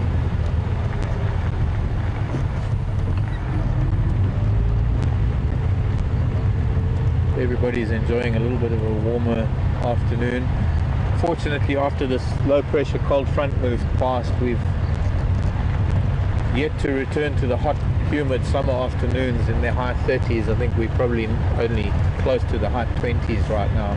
So I'd say it's pretty much almost room temperature. It's about the most perfect temperature. Not hot, not cold, just mild. And that allows everybody to be out in the open in the afternoon, which is quite a sight to see. Normally when it's hot they'll only come out onto the open in the late afternoon. That's quite nice, that zebra with beautiful light. In fact, we just missed the spot. Got to go back an inch or two. But it had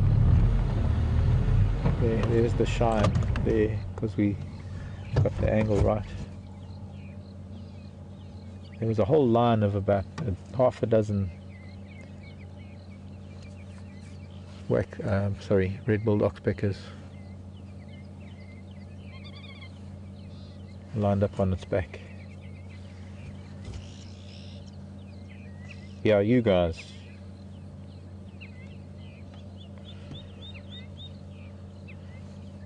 Two impala rams sparring. An incredible peaceful scene. Bachelor herd of impala. There's a breeding herd of impala further back. Lots of impala. All that's missing is an elephant.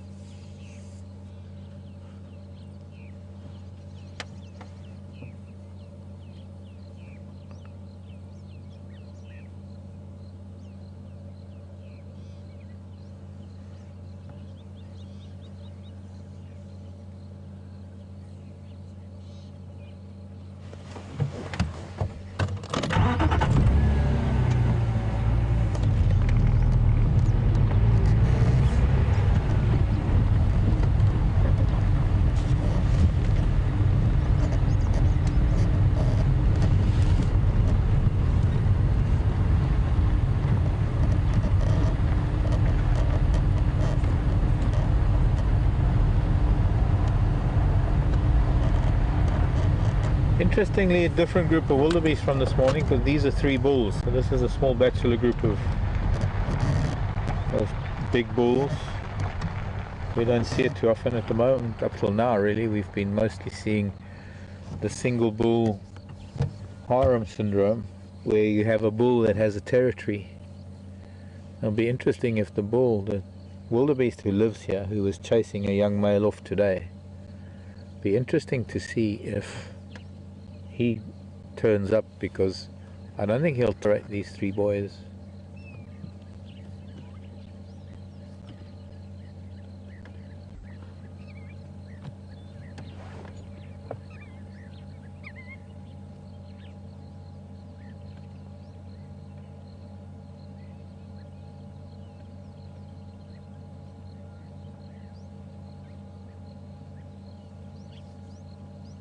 Most of the bachelor herd running off to the south, rather the north.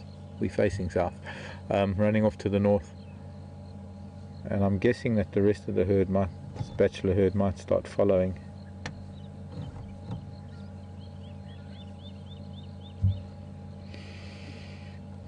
Of wildebeest. Two of them were rubbing horns earlier, not in an offensive way, more just in a camaraderie sort of way.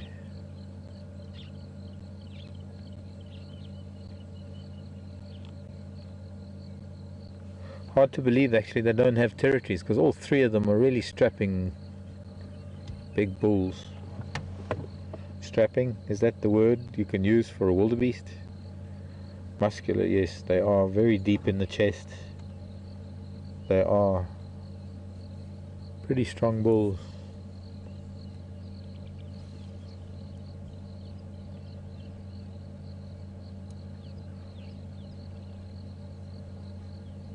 Those two might interact now. Just a nudge. It's not fighting. They don't. At the moment, there's no need to fight. Breeding season isn't till a couple of months away, when they're going to need to find themselves an open area, and maybe this is what they're doing, is they're sussing it out to see whether it's viable to come and fight for this when it's time to establish a territory. The wildebeest work in a little bit of a different way to a lot of other antelope, where other antelope, well, let's talk about wildebeest. But the wildebeest finds himself a territory, and if he's strongest, if he, in the area, in the immediate region, he finds one of the best territories, one of the best access to water and grazing and open area, and a place where he can rub his horns on a tree, where he can dig in the dirt and roll in the dirt, and where he can make a midden, it's called a lek, where he can, or a bowl, where his bowl becomes his territory. And the best territory, the best bowl, attracts the best group of females, because they're also looking for a really nice, safe place to live, to not only conceive but to carry through their pregnancy and come back and calve rather. They don't have lambs, they have calves. And when they've calved, to be able to have the safety of the open area for their calves in the evening. And so you have a slightly different case scenario, where some of the best females will choose some of the best males' territories. It's the females that move through areas, rather than males trying to find females and herd them to an area, like the impala. And I think slowly but surely that bachelor herd, as with this one walking through the background now, looks like most of this bachelor herd are going to start heading north.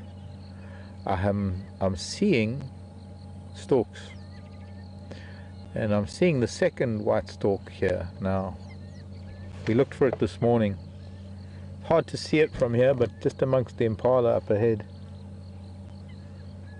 are the two white heads of the white stalks. Might be even more than two. I think it's only two.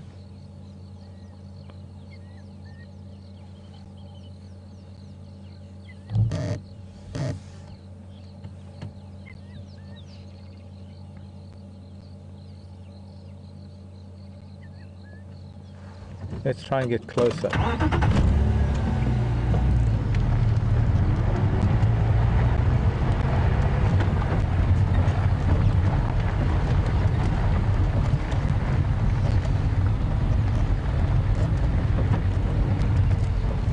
Little lesser black wing plovers.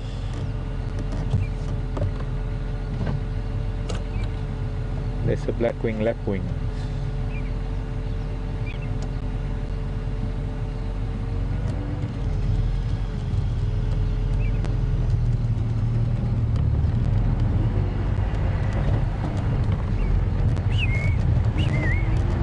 Excuse me. Thank you.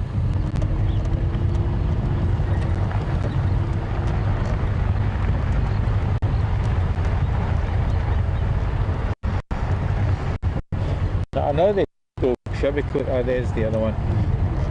The one on the left is the one we always see. The one that's moving up towards that termite mound is the one that's, I think, must have a little bit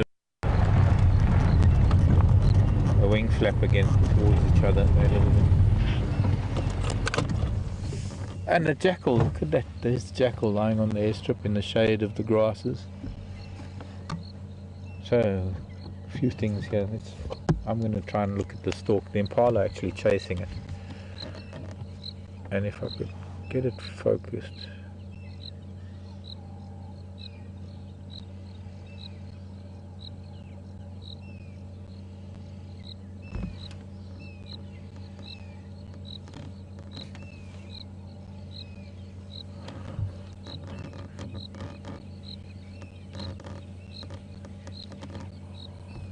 And the fact that it actually flew allows me to see its feet and it doesn't have a ring. Or maybe that's the one that we've been looking at.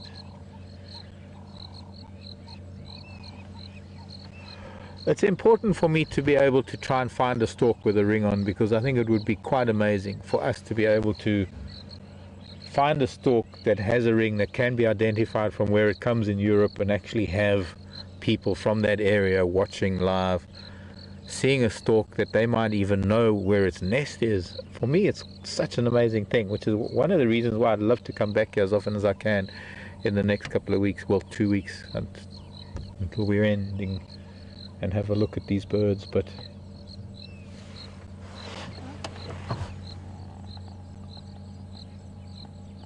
I only hope that maybe as the time comes closer for them to be heading back to Europe, that we'll get more of them maybe accumulating here.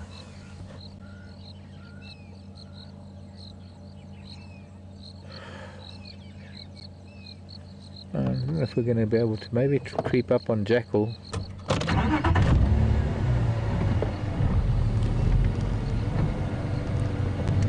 We haven't had much time with it, and not much.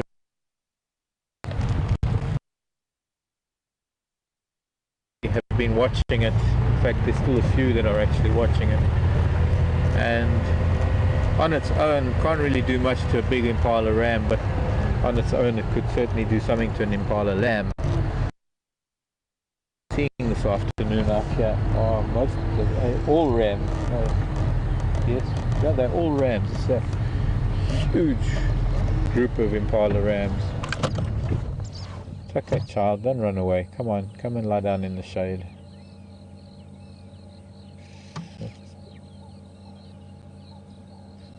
I don't know if it was me or if it was the impala that chased it. Oh, it's the impala. Not happy with the jackal. Thank you, Mr. Impala. We were hoping to watch the jackal resting.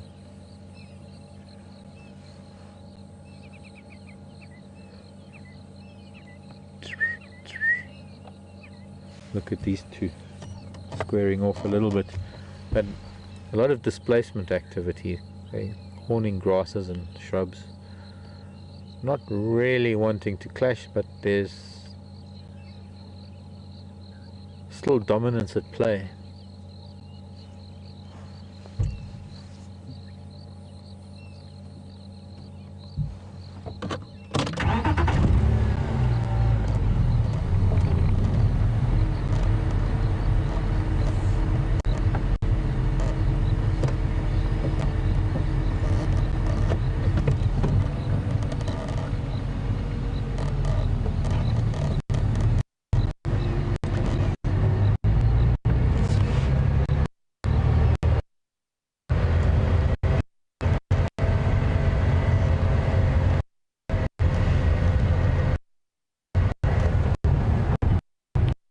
So judging by our Sunday afternoon, everyone, this beautiful blue sky and clear views to eternity, you can virtually see the curvature of the planet.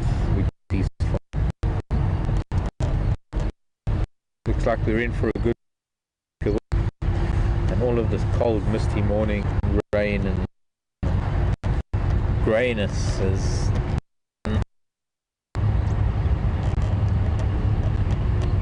till the next swings by Mozambique. But they're also very exposed. They're running across an open patch of grassland. The trees don't offer very much.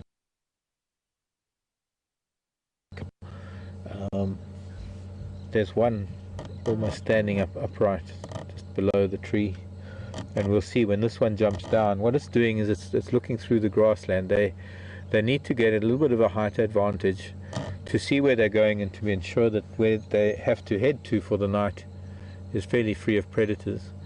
And when they're opening, or rather when they're crossing open grassland, they actually stand up on their hind legs and look above the grasses.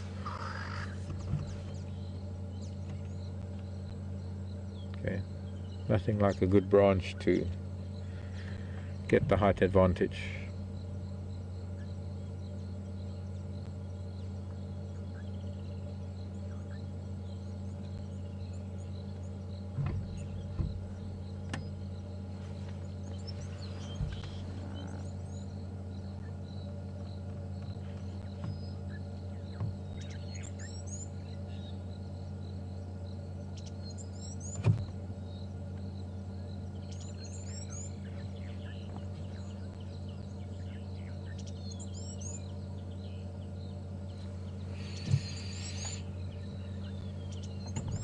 Okay, I'm going to leave them be because it's getting late and they need to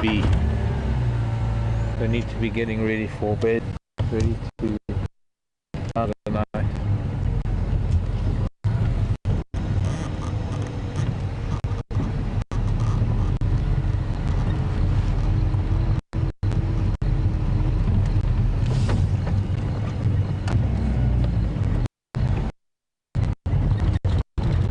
We need to be settling down for fireside chat soon.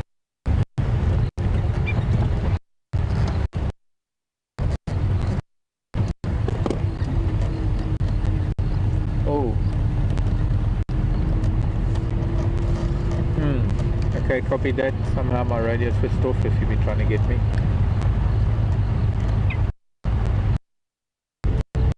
Guess not.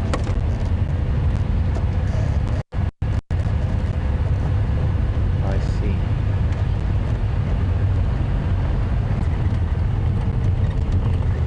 Guess my binoculars must have hit the off button. Not my elbow. I have a notorious elbow, unfortunately it hasn't been naughty this time around.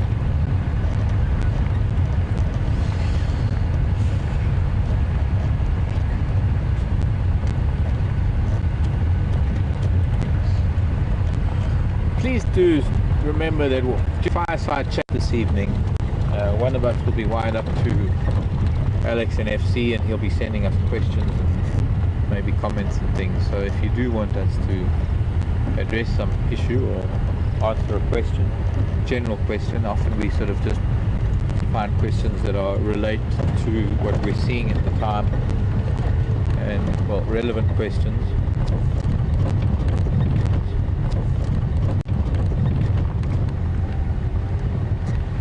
But it would be nice, it keeps the conversation flowing and of course gives the opportunity for Scott and I to actually bring up subjects and chat about them. That's what a fireside chat is all about. It's chatting around a fire and maybe addressing some subjects or some things that are suggested by you, the viewers, and hopefully we can line up a few questions for our chat this evening. Be good.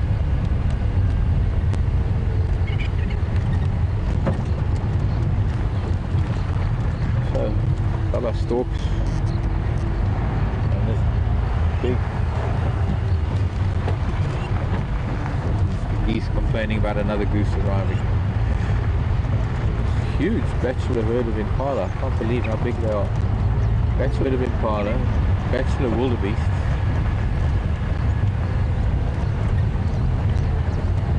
Guess it calls for a goodbye, boys.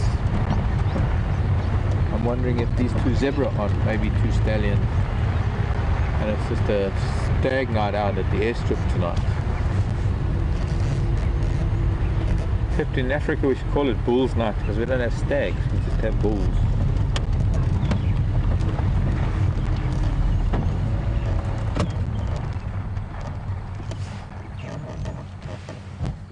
Tell me if you hear an airplane, because we're just stopping to have a look here. I need my binoculars. Yeah, I saw that plover lying down. Nearly just had his head taken off by a swallow. Wondering if they've decided to nest on the airstrip. These are crowned plover. We saw the lesser blackwing earlier.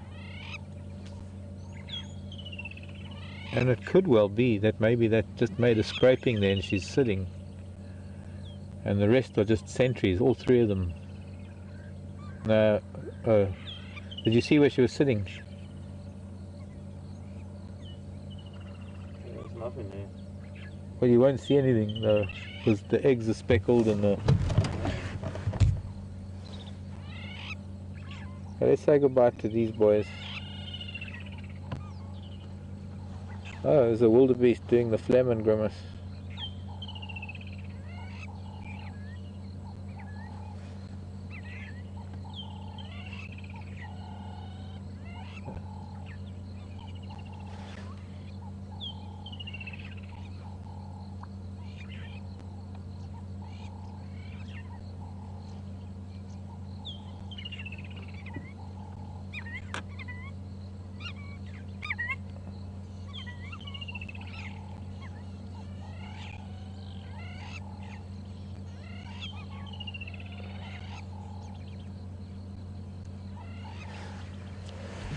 Could be. Stallion and a colt and a bunch of male impala and a trio. Three stooges of the wildebeest clan. Interesting. As I say, boys night out on the airstrip. Whoops. And let me show you what they're looking at while they're eating. Let me show you what they're all eating to. They're eating to this sunset. So they life. If we can do a sort of a pan maybe. Just the 180 of the airstrip at Arathusa. This is the life of a wildebeest, a zebra, or an impala. It's tough in Africa. Big blue skies, endless grasslands, and every now and then a predator you have to worry about.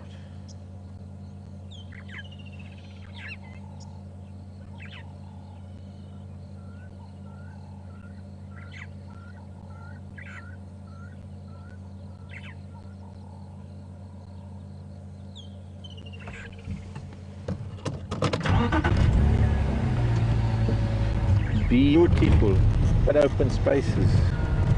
Who sang that song? There's a song called Wide Open Spaces. It's like Sheryl Crow or something, kind of like a country song. Sorry Cheryl, if country is not your thing. A few females, small group of female impala with their lambs peering out of the bushes. They're not too sure if they want to enter the male's domain, but they're going to because, well, safety. With all those boys around, these girls are sure to have a safe night.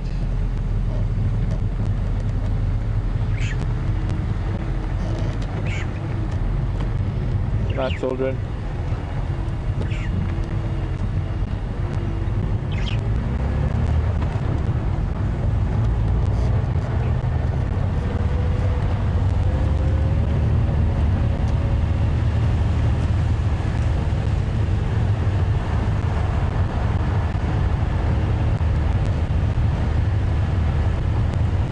Maybe a bit more sky. Maybe a bit more sky. Yeah, like that.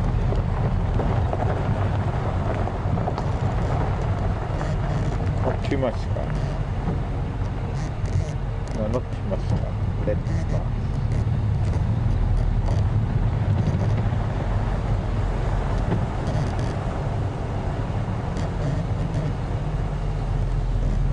Dixie Chicks. Thanks, Jennifer in New York. See, these are my peeps. They come up with answer for me pretty quickly. There's a brown snake eagle in a tree. Far away, brown snake eagle. Very distinct and unmistakable posture for the brown snake eagle.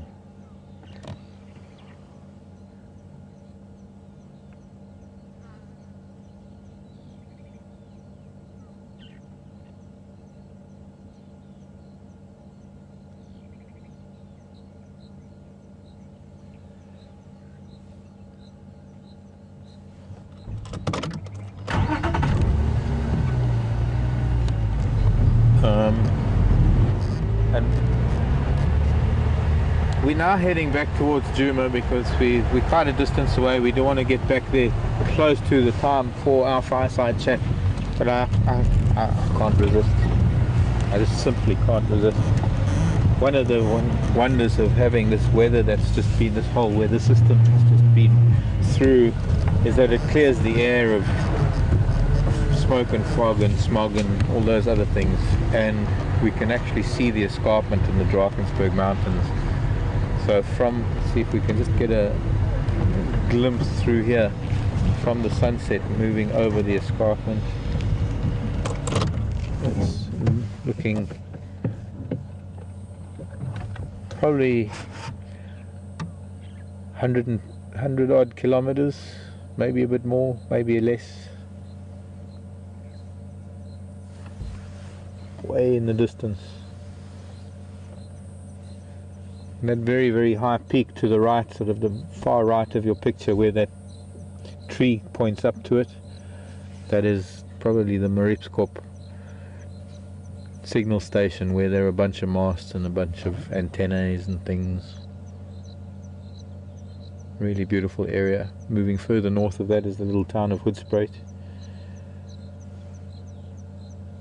And this is the northern ridge and the northern reaches of the Drakensberg Mountains, the Dragon's Mountains.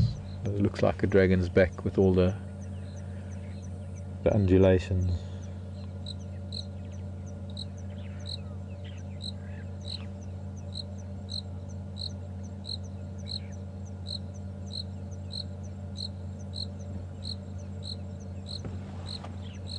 And our Sunday sunset.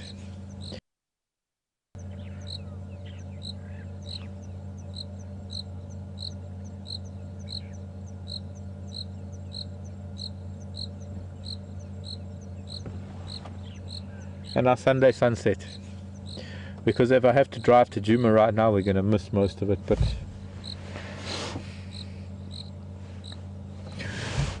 I don't know, maybe we can find, I'm going to just reverse a little bit, find a dead tree, because technically it's still getting back closer to home,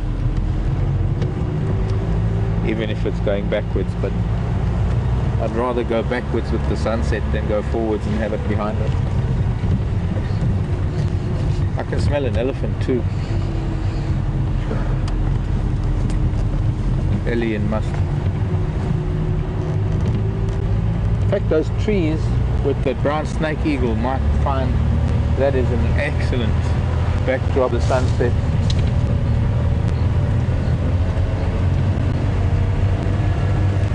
Oh! Can't see the bumps too well. But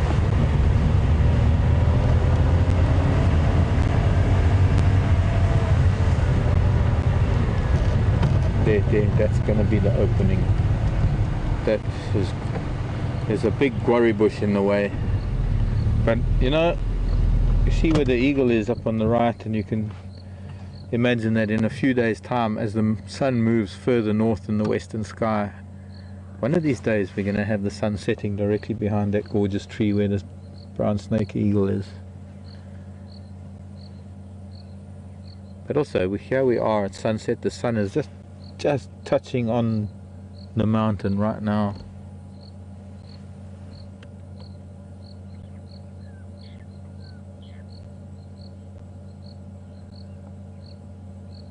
And I'm guessing that it's about 6:40. which isn't hard to do because I was told what the time is. Because we got to get to Fireside Chat, and I'm also gonna just go back a little bit to the other side of this guarri bush, because this guarri bush then becomes it obscures our view for a second, and then on this side of the guarri and the terminalia in the front, we've got another sunset for you.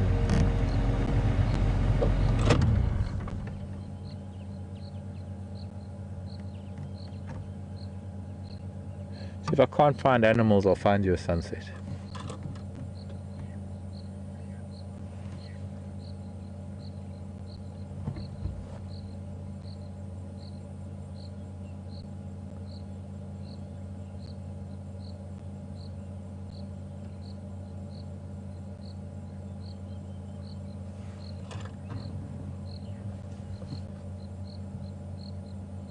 It's almost wintry, in fact, because of the thinness to the air from this cold front, because there's no cloud in the sky to reflect it like it does most of summer. And in winter we have clear skies like this, and this is very typical of our winter skies with not a cloud. There are a few hanging over the mountain, but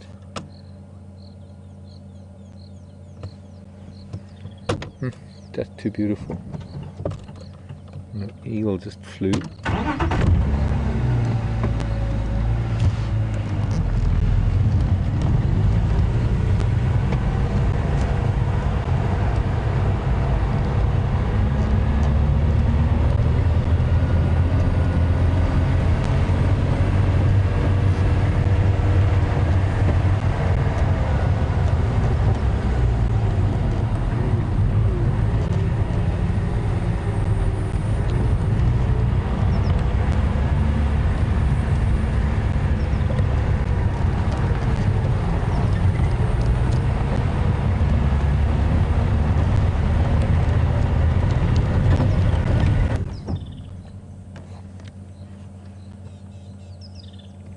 Those two koppies in the west, the western edge of the Sabi Sand.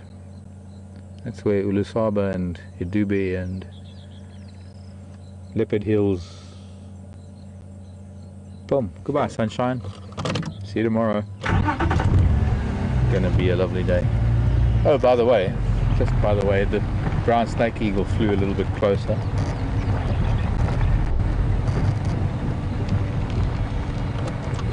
Came to see what we were doing. Didn't want to miss out on the sunset. Lovely silhouette.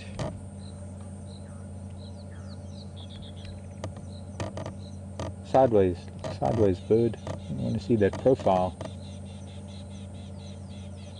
I bet it's concentrating on something close by.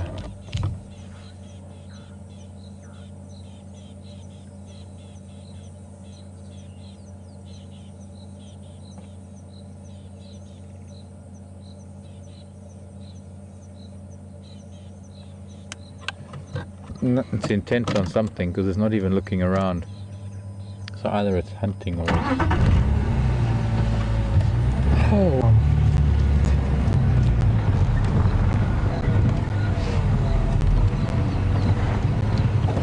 I think we'll drive forwards back to camp now. Back to...